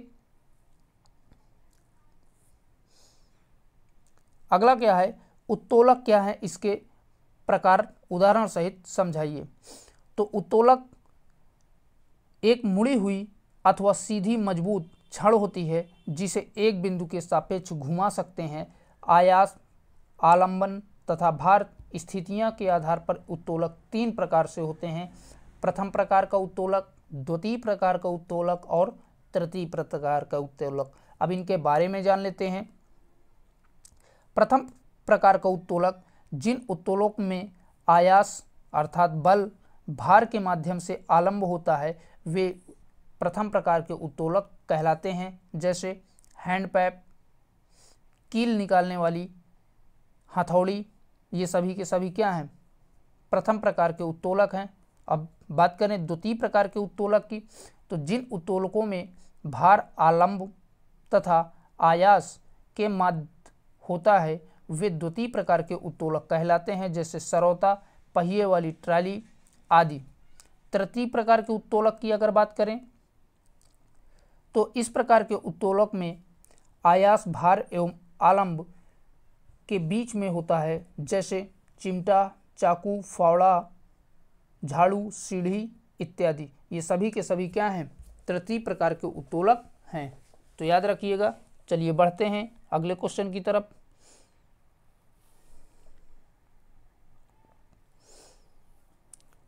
नेक्स्ट है निम्नलिखित में सूत्र एवं एक एक उदाहरण दीजिए। तो सबसे पहले आपसे विरंजक चूर्ण का फार्मूला पूछा है, फिर इसके बाद बेकिंग सोडा का, फिर इसके बाद धावन सोडा का। तो एक एक करके सभी के बारे में जान लेते हैं। सबसे पहले बात करेंगे विरंजक चूर्ण के बारे में। तो विरंजक चूर्ण का रासायनिक नाम कैल्शियम ऑक्सीक्लोराइड होता है। विरंजक चूर्ण के अगर सूत्र की बात करें तो इसका सूत्र CaOCl2 होता है।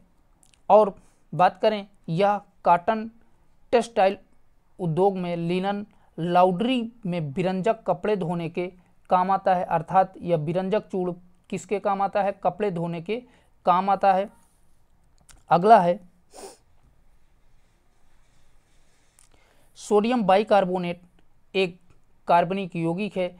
इसे खाने वाला सोडा या मीठा सोडा के नाम से भी जानते हैं, क्योंकि विभिन्न व्यंजकों को बनाने में इसका उपयोग किया जाता है और यह जल की कठोरता को भी दूर करने के लिए काम आता है। ठीक है, चलिए अगला देख लेते हैं सोडियम कार्बोनेट। तो सोडियम कार्बोनेट एक अकार्बनिक यौगिक है। इसका रासायनिक सूत्र Na2CO3 होता है। इसे धावन सोडा या धोने का सोडा भी कहते हैं। इसका उपयोग कपड़े को जो है धोने के लिए किया जाता है। तो याद रखिएगा, सभी के सभी मोस्ट इम्पॉर्टेंट है। अगला है संतुलित आहार क्या है? मनुष्य के लिए संतुलित आहार क्यों आवश्यक है? तो भैया संतुलित आहार के बारे में आपको बताना है। तो संतुलित आहार ऐसा आहार जिसमें सभी पोषक तत्वों जैसे प्रोटीन, कार्बोहाइड्रेट, वसा, विटामिन, खनिज लवण और जल शारीरिक जरूरत के हिसाब से उचित मात्रा में पाए जाते हैं, उन्हें हम क्या कहते हैं? जल संतुलित आहार कहते हैं। जैसे एक विधित संतुलित आहार पोषक तत्वों की कमी से बचाने के लिए आपको आवश्यक पोषक तत्व प्रदान करता है। मनुष्य के लिए संतुलित आहार आवश्यक है क्योंकि शरीर में पोषक तत्वों की पूर्ति एवं स्वास्थ्य के जरूरतमंद रहने के लिए जरूरी है संतुलित आहार, जिससे अनेक रोगों और संक्रमण रोगों को रोकने में क्या होता है? सहायक होता है। इससे मौजूद पोषक तत्व रोगों से लड़ने की शक्ति प्रदान करता है। यह मनुष्य के मानसिक क्षमताओं या स्मरण शक्ति को भी वृद्धि करती है। तो ये सभी के सभी ये याद रखिएगा। चलिए बढ़ते हैं अगले क्वेश्चन की तरफ। अब दोस्तों हम 2022 में जो आपका पेपर आया था उसको कवर करेंगे। तो क्वेश्चन कह रहा है MKS पद्धति में ऊर्जा का मात्रक क्या होता है? तो MKS पद्धति में ऊर्जा का मात्रक जूल होता है। ठीक है, याद रखिएगा और इसे J से इंगित करते हैं। चलिए बढ़ते हैं अगले क्वेश्चन की तरफ। नेक्स्ट है नासा का मुख्यालय स्थित है आंध्र प्रदेश, बंगलुरु, यूरोपीय संघ या वाशिंगटन DC में। तो नासा का मुख्यालय वाशिंगटन DC में स्थित है। ऑप्शन नंबर डी करेक्ट हो जाएगा। चलिए बढ़ते हैं अगले क्वेश्चन की तरफ। निष्क्रिय गैस का इलेक्ट्रॉनिक विन्यास है। तो जो निष्क्रिय गैस होती हैं यानी कि उनका इलेक्ट्रॉनिक विन्यास आपसे पूछा है। तो 2 और 6 इनका इलेक्ट्रॉनिक विन्यास होता है। तो याद रखिएगा। नेक्स्ट कह रहा है जल में घुलनशील विटामिन है। तो आप सभी को पता होगा कि जल में घुलनशील विटामिन कौन सी हैं। तो ऑप्शन नंबर डी करेक्ट हो जाएगा। विटामिन C जो है जल में घुलनशील विटामिन है। ठीक है दोस्तों, और साथ में बता दें विटामिन B भी जो है जल में घुलनशील विटामिन है। इसके बाद अगर वसा में आपसे पूछता है तो A, D, K जो है वसा में घुलनशील हैं और जल में घुलनशील कौन कौन सी हैं? B और C ये जल में घुलनशील विटामिन हैं। तो दोनों के दोनों फैक्ट याद रखिएगा। दोनों क्वेश्चन आपके एग्जाम में पूछे हुए हैं। नेक्स्ट कह रहा है तंत्रिका कोशिकाओं की विशेषता होती है। तो बताइए भैया कौन सा ऑप्शन राइट हो जाएगा? ये पुनः निर्मित नहीं होती हैं, इनमें केंद्रक नहीं होता है, या इनकी संख्या उम्र के साथ बढ़ती है, या इनका आकार अनिश्चित होता है। तो यहाँ से राइट आंसर बनेगा ऑप्शन नंबर बी करेक्ट हो जाएगा। इनमें केंद्रक नहीं होता है, तंत्रिका कोशिकाएं कहलाती हैं। अब बात करें थोड़ा से तंत्रिका कोशिकाओं के बारे में। तो तंत्रिका कोशिकाओं की विशेषता यह है कि इनमें जो है केंद्रक नहीं होता है, तंत्रिका कोशिकाओं का विभाजन नहीं किया जाता है और इनको नष्ट होने पर दोबारा प्राप्त नहीं किया जाता है। अगर आपसे अति लघु उत्तरीय या लॉन्ग में पूछता है तो ये सारे फैक्ट आप लिख सकते हैं। चलिए बढ़ते हैं नेक्स्ट क्वेश्चन की तरफ। अगला क्वेश्चन है जो कि अति लघु उत्तरीय प्रश्न है। कह रहा है यांत्रिक ऊर्जा कितने प्रकार की होती है? तो यांत्रिक ऊर्जा भैया 2 प्रकार की होती है। कौन कौन सी? गतिज ऊर्जा और स्थितिज ऊर्जा। ठीक है, कितने प्रकार की होती है? 2 प्रकार की होती है, गतिज ऊर्जा और स्थितिज ऊर्जा। अब भौतिकी में किसी यांत्रिक प्रणाली किसी अवयव में निहित स्थितिज ऊर्जा तथा गतिज ऊर्जा के योग को क्या कहते हैं? यांत्रिक ऊर्जा कहते हैं। चलिए बढ़ते हैं अगले क्वेश्चन की तरफ। सौरमंडल के 8 ग्रहों के नाम लिखिए। तो सौरमंडल के 8 ग्रह क्रमशः हैं बुध, शुक्र, पृथ्वी, मंगल, बृहस्पति, शनि, यूरेनस और नेपच्यून। ये सभी के सभी ग्रहों के नाम हैं, याद रखिएगा। बुध, शुक्र, पृथ्वी, मंगल, बृहस्पति, शनि, यूरेनस या नेपच्यून। अंतर्राष्ट्रीय खगोलीय संघ के अनुसार हमारे सौरमंडल में 8 ग्रह हैं। पहले 9 हुआ करते थे, जिसमें प्लूटो भी आपका शामिल था, लेकिन अब प्लूटो को हटा दिया गया है। तो अब जो है सौरमंडल में हमारे 8 ही ग्रह बचे हुए हैं, तो याद रखिएगा। चलिए बढ़ते हैं अगले क्वेश्चन की तरफ। नेक्स्ट है, न्यूट्रॉन की खोज किस वैज्ञानिक ने की थी? तो न्यूट्रॉन की खोज ब्रिटिश भौतिकी जेम्स चैडविक के द्वारा 1931 में की गई थी। अब बात करें, जेम्स चैडविक ने बेरिलियम में एक बहुत पतली शीट पर अल्फा कण वितरित या बमबारी करवाया था। अल्फा कणों की बमबारी के बाद इस विकिरण में बेरिलियम परमाणुओं से न्यूट्रॉन को बाहर निकलते देखा गया।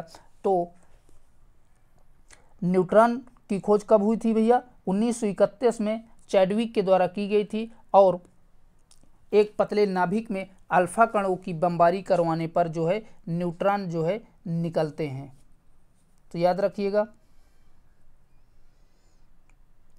नेक्स्ट है, जीवाणुओं से होने वाले किन्हीं 2 रोगों के नाम लिखिए। तो जीवाणु से होने वाले किन्हीं 2 रोगों के नाम हैजा, मियादी बुखार, ये सभी के सभी क्या हो सकते हैं? जीवाणुओं से होने वाले रोग हो सकते हैं। ये सूक्ष्म जीवाणु होते हैं जो कि दिखाई नहीं देते हैं, जो प्रायः एक कोशिकीय होते हैं। ये अंध केंद्रीय कोशिका भित्त या एक कोशिकीय सरल जीव हैं और यह सभी जगह पाए जाते हैं, तो याद रखिएगा। अपने शब्दों में लिख सकते हैं कि जीवाणुओं से होने वाले किन्हीं 2 रोगों के नाम हैजा हो गया, मियादी बुखार हो गया, पेचिश हो गया, ये सभी के सभी क्या हैं? जीवाणुओं से होने वाले रोग हैं, और यह अत्यंत सूक्ष्म जीव होते हैं जो एक कोशिकीय होती हैं, और यह सर्वत्र जगह पर पाए जाते हैं, मतलब सभी जगह पर पाए जाते हैं। इनमें कोशिका या कोशिका भित्त युक्त एक कोशिकीय सरल जीव होता है। ये आई होप आपको समझ में आया होगा। चलिए बढ़ते हैं आगे।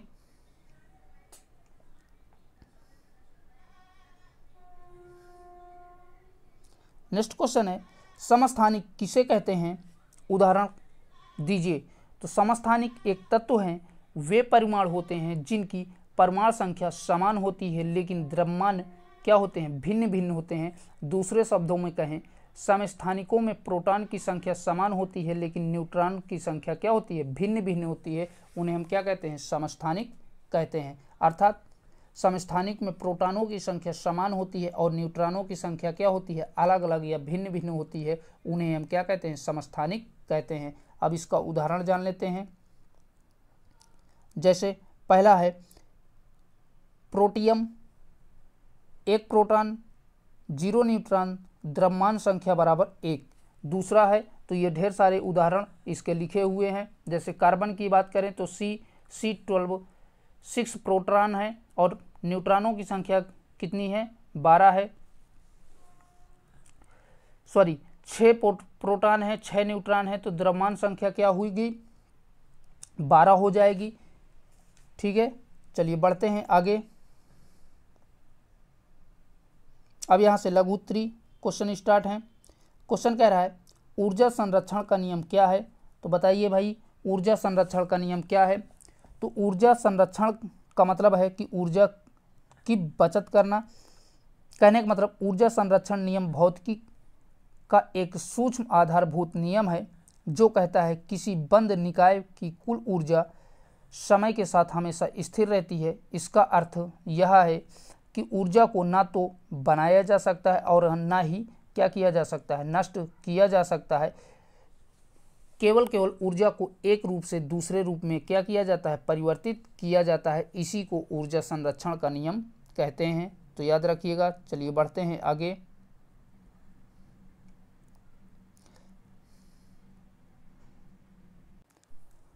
अगला क्वेश्चन है दोस्तों, ज्वालामुखी क्या है, यह कितने प्रकार के होते हैं, ज्वालामुखी एक का मानव जीवन पर क्या प्रभाव पड़ता है। तो बात करें ज्वालामुखी की, तो ज्वालामुखी पृथ्वी की पट्टी पर छेद या दरार होता है जिससे पिघला हुआ लावा, राख, गैस, चट्टान आदि टुकड़ों के रूप में बाहर निकलता है और जो पिघला हुआ पदार्थ होता है उसे पृथ्वी में लावा के रूप में जम जाता है। पृथ्वी के अंदर की गहराई में स्थित मैग्ना कहते हैं। इसी लावा को पृथ्वी के अंदर जब ये रहता है तो इसे क्या कहते हैं, मैग्मा कहते हैं। जब मैग्मा ज्वालामुखी से बाहर निकलता है तो इसे लावा कहा जाता है। अब ज्वालामुखी के प्रकारों की बात करें तो यह 3 प्रकार का होता है। पहला आपका सक्रिय ज्वालामुखी। सक्रिय ज्वालामुखी वे होते हैं, ऐसे ज्वालामुखी हाल ही में विस्फोटित हुए, भविष्य में विस्फोटित होने की संभावना है। दूसरा है सुप्त ज्वालामुखी। ऐसे ज्वालामुखी जो हजारों या लाखों वर्षों से निष्क्रिय हैं लेकिन भविष्य में विस्फोट होने की इनमें क्या है, संभावना है। ऐसे ज्वालामुखी को सुप्त ज्वालामुखी कहते हैं। और विलुप्त ज्वालामुखी, ऐसे ज्वालामुखी जो वर्षों में निष्क्रिय थे लेकिन भविष्य में अब कभी भी विस्फोट होने की संभावना नहीं है, तो ऐसे ज्वालामुखी को विलुप्त ज्वालामुखी कहते हैं। अब ज्वालामुखी का मानव जीवन में क्या प्रभाव पड़ता है, इस पर डिस्कस करते हैं। पहला पॉइंट है, विस्फोट से निकलने वाले लावा, राख और गैसों से जान माल का नुकसान होता है। दूसरा है, ज्वालामुखी विस्फोट से निकलने वाली राख जैसे गैस वायु प्रदूषण का कारण बन सकती है जिससे सांस लेने में तकलीफ और अन्य स्वास्थ्य समस्याएं हो सकती हैं, जिससे मानव जीवन क्या हो सकता है, असंभव हो सकता है या तकलीफमय हो सकता है। चलिए बढ़ते हैं अगले क्वेश्चन की तरफ। अगला क्वेश्चन है, उत्क्रमणीय तथा अनुक्रमणीय परिवर्तन को उदाहरण सहित समझाइए। तो बात करें उत्क्रमणीय परिवर्तन की, तो वे परिवर्तन जिनमें विपरीत परिवर्तन भी संभव होते हैं उन्हें क्या कहते हैं, उत्क्रमणीय परिवर्तन कहते हैं। जैसे बर्फ का पिघलना, पानी से भाप बनना, कागज को मोड़ना आदि जो है उत्क्रमणीय परिवर्तन के उदाहरण हैं। अब बात करें अनुक्रमणीय परिवर्तन की, तो अनुक्रमणीय परिवर्तन वे परिवर्तन जिनमें विपरीत परिवर्तन संभव नहीं होते हैं उन्हें अनुक्रमणीय परिवर्तन कहते हैं। दूसरों शब्दों में अगर बात करें, यदि हम किसी वस्तु को उसके मूल रूप में वापस नहीं ला सकते हैं तो उन्हें हम क्या कहते हैं, अनुक्रमणीय परिवर्तन कहते हैं। अर्थात किसी भी वस्तु को हम उसकी मूल अवस्था में वापस नहीं ला सकें तो उसे क्या, अनुक्रमणीय परिवर्तन कहते हैं। जैसे लकड़ी का जलना, भोजन का पचना, कागज का जलना इत्यादि जो है अनुक्रमणीय परिवर्तन हो सकते हैं, इसके उदाहरण। चलिए बढ़ते हैं अगले क्वेश्चन की तरफ।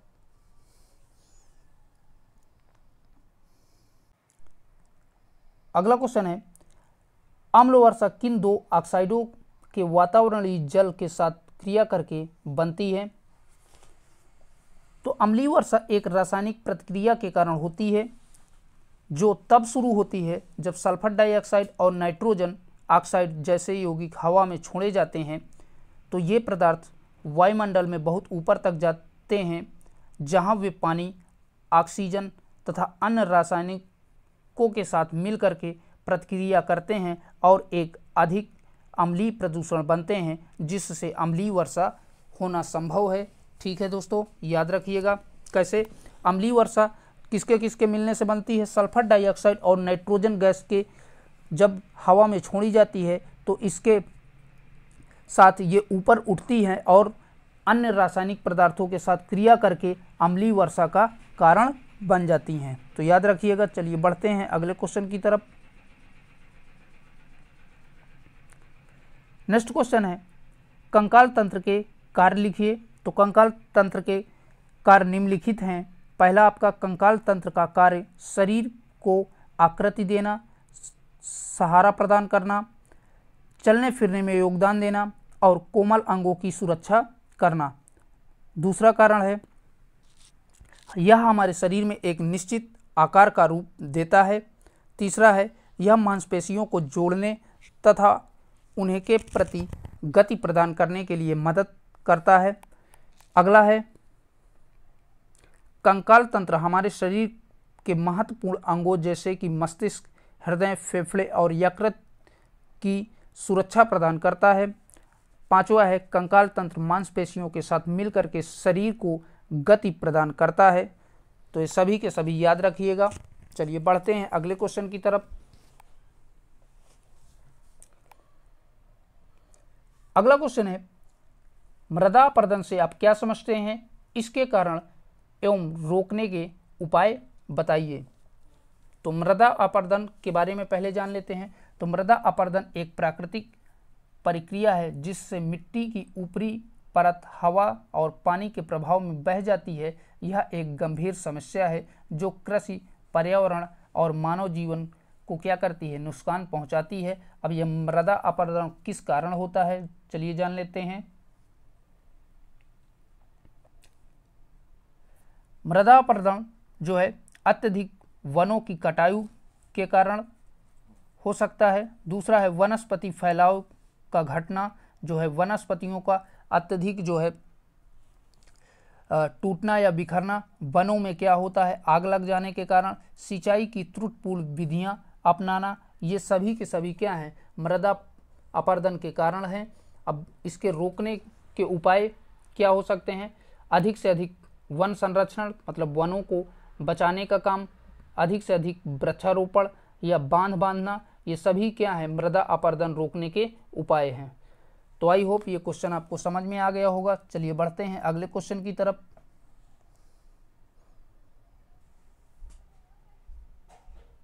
तो दोस्तों हमने 2016, 17,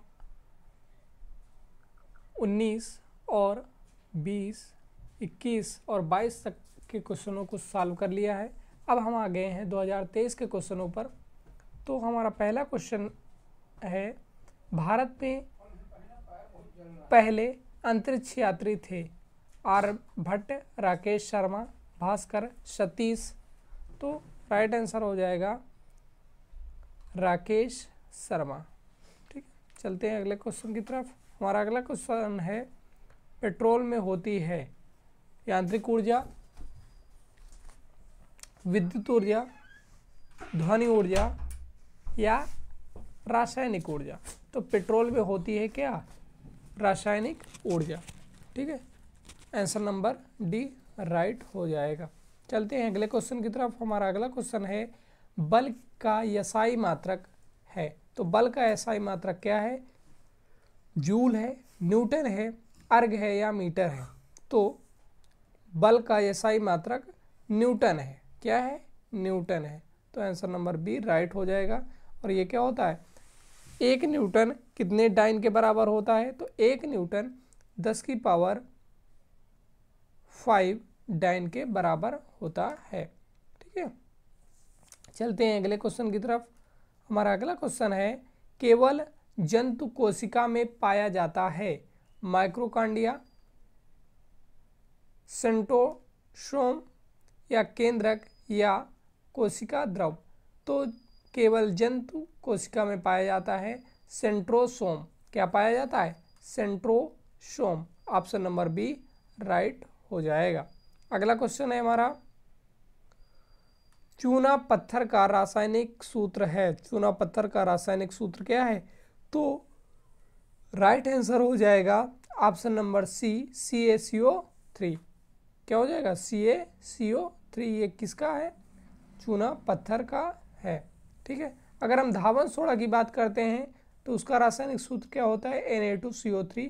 बुझा चूना की अगर हम बात करते हैं, CaOH का होल ट्वाइस है। और कली चूना का बात करते हैं तो CaO हो जाएगा।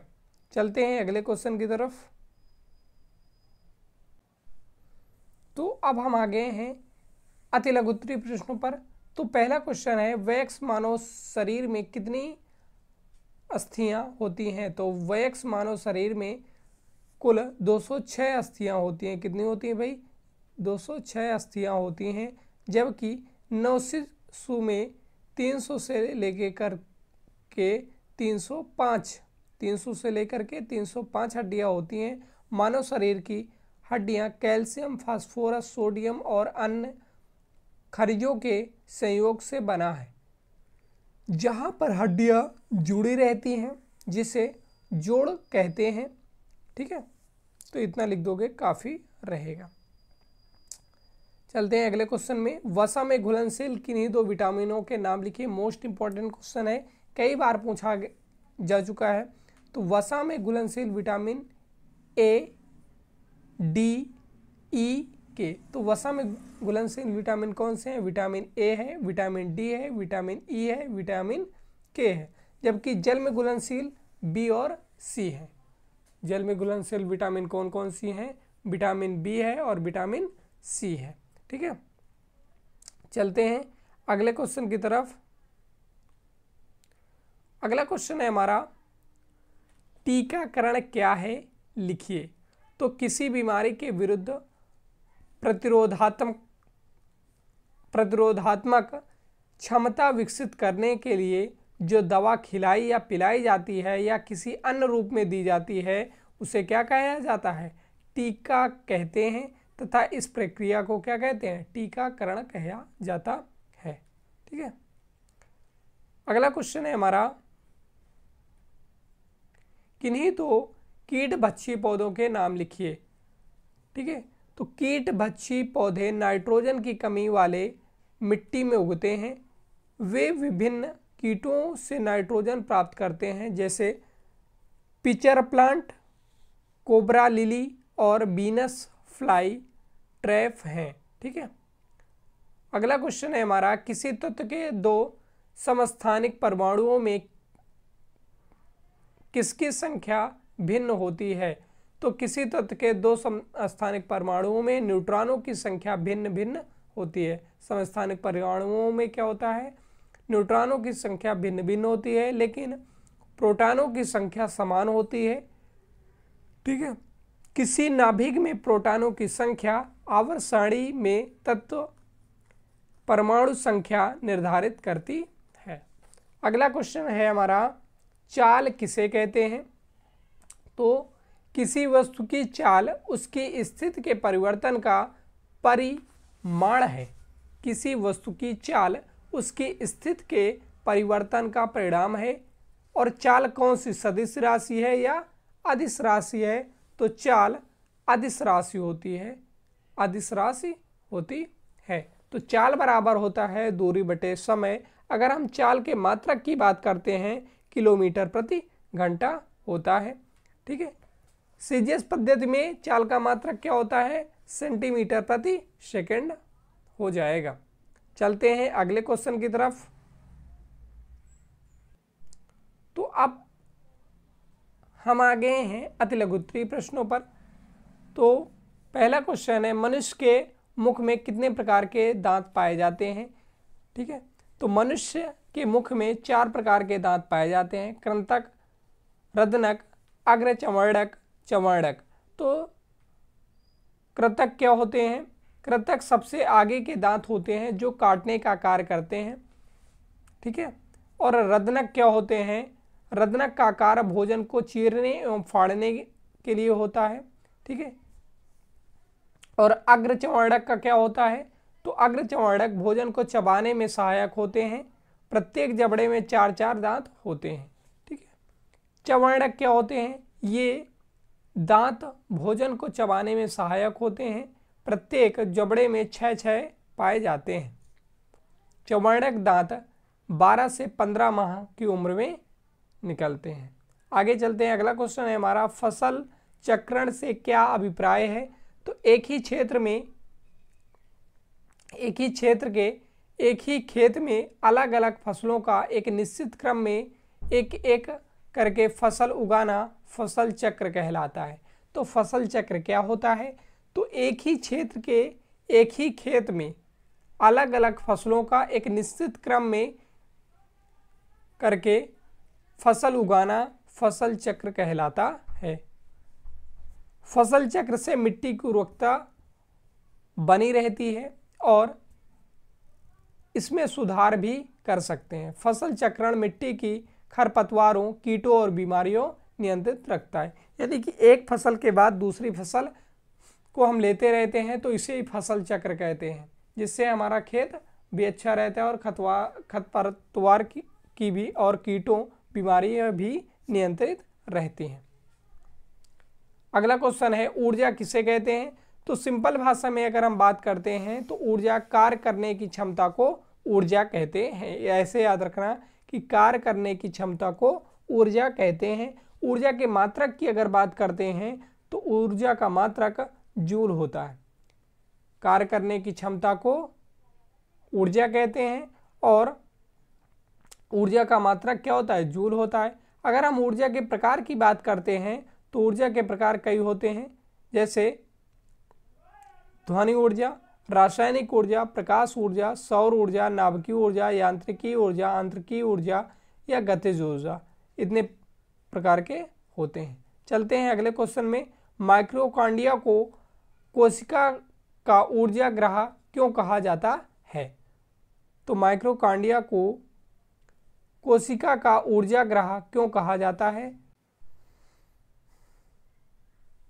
तो माइक्रोकांडिया को कोशिका के ऊर्जा ग्रह के रूप में जाना जाता है क्योंकि यह सेलुलर श्वसन के माध्यम से भोजन से ऊर्जा निकलने के लिए जिम्मेदार है और ऊर्जा एटीपी के रूप में जारी होती है। ऊर्जा जो होती है किसके रूप में जारी होती है? एटीपी के रूप में जारी होती है। कोशिका की ऊर्जा माइक्रोकांडिया है। एटीपी एडिनोसी ट्राइफॉस्फेट, ठीक है। माइक्रोकांडिया में ऑक्सीकारक एंजाइम होते हैं। माइक्रोकांडिया में कौन सा एंजाइम होता है? तो ऑक्सीकारक एंजाइम होते हैं, ठीक है, जो भोजन के ऑक्सीकरण द्वारा ऊर्जा उत्पादन के लिए उत्तरदायी हैं और मानव या जंतु शरीर में जितनी कोशिकाएं होती हैं उससे 3 से 4 गुना पावर हाउस होते हैं। किसी भी समय कोशिका में लगभग 250 ग्राम एटीपी होता है। यह लगभग 4.2 वाट दर्शाता है। कितने वाट दर्शाता है? 4.2 वाट दर्शाता है। हर दिन एक स्वस्थ व्यक्ति 1200 वाट का उत्पादन करता है और एक स्वस्थ व्यक्ति कितने वाट का उत्पादन करता है? तो 1200 वाट का उत्पादन करता है। बात समझ में आ गई होगी। चलते हैं अगले क्वेश्चन की ओर। देखो, अगर हमसे ये क्वेश्चन पूछा जाए कि लार में कौन सा एंजाइम पाया जाता है, तो लार में टायरिन एंजाइम पाया जाता है, ठीक है। जो ये लार होती है मुंह में हमारे, तो कौन सा एंजाइम पाया जाता है? तो टायरिन एंजाइम पाया जाता है। और माइक्रोकांडिया में कौन सा एंजाइम पाया जाता है? तो ऑक्सीकारक एंजाइम होते हैं, ठीक है। चलते हैं अगले क्वेश्चन की तरफ। अगला क्वेश्चन है हमारा, धातुओं की किन्हीं 4 विशेषताओं को बताइए। तो धातुओं की 4 विशेषताएं धातुओं के पारस्परिक बाह्य गुणों के आधार पर दी जाती है। धातुएं समानता, चमकीली, प्रत्यास्थ, आघातवर्धनी और सुदृढ़ होती हैं। धातु ऊष्मा और विद्युत के अच्छे चालक होते हैं। धातुओं की चमक, धातुओं में चमक उसके अंदर मुक्त इलेक्ट्रॉन के कारण अव्यवस्थित रहता है, ठीक है, अवस्थित रहता है। यानी कि जो धातुओं के अंदर चमक होती है, चमक उसके अंदर मुक्त इलेक्ट्रॉन के अवस्थित रहता है। प्रत्यास्थ गुण, यांत्रिकों में प्रत्यास्थता पदार्थों के गुण को कहते हैं। यांत्रिक में प्रत्यास्थता पदार्थों के गुणों को कहते हैं जिसके कारण उस पर बाह्य बल लगाने पर उसमें विकृति आती है। सबसे प्रत्यास्थ धातु स्टील है। और आपसे पूछा जाए अगर कि सबसे प्रत्यास्थ धातु कौन सी है, तो सबसे प्रत्यास्थ धातु कौन सी है? स्टील है, ठीक है। घातवर्धनीयता क्या होती है? वस्तुओं का ऐसा गुण जो हथौड़े से पीटने पर चादर के रूप में फैल जाती है। तो आघातवर्धनीयता क्या होती है? कि वस्तुओं का ऐसा गुण जो हथौड़े से पीटने पर चादर के रूप में फैलती है, उदाहरण के तौर पर जैसे सोना को अगर हम पीटते हैं तो ये भी फैलता है, लोहा, एल्युमिनियम, तांबा। ठीक है। धातुओं के गलनांक एवं क्वथनांक की अगर हम बात करते हैं तो धातुओं के गलनांक एक क्वथनांक उच्च होते हैं। ठीक है। चलते हैं अगले क्वेश्चन की तरफ। हमारा अगला क्वेश्चन है ध्वनि प्रदूषण के हानिकारक प्रभावों को समझाइए।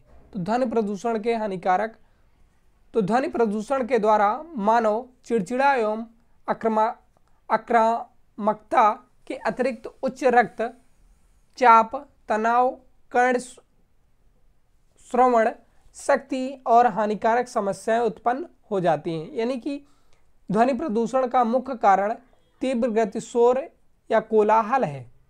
तीव्र ध्वनि कानों को अप्रिय लगती है, मानव के वार्तालाप व व्यवहार में बाधा डालती है। यानी कि ध्वनि प्रदूषण क्या होता है कि ध्वनि प्रदूषण के द्वारा मानव क्या होता है, चिड़चिड़ा एवं आक्रामकता के अतिरिक्त उच्च रक्तचाप, तनाव, कर्ण श्रवण शक्ति और हानिकारक समस्याएं उत्पन्न हो जाती हैं। अर्थात कहने का मतलब ध्वनि प्रदूषण के द्वारा व्यक्ति एक दूसरे की बात भी नहीं सुन पाता है। जो आपस में बात करते हैं तो वो भी बात नहीं सुन पाते हैं।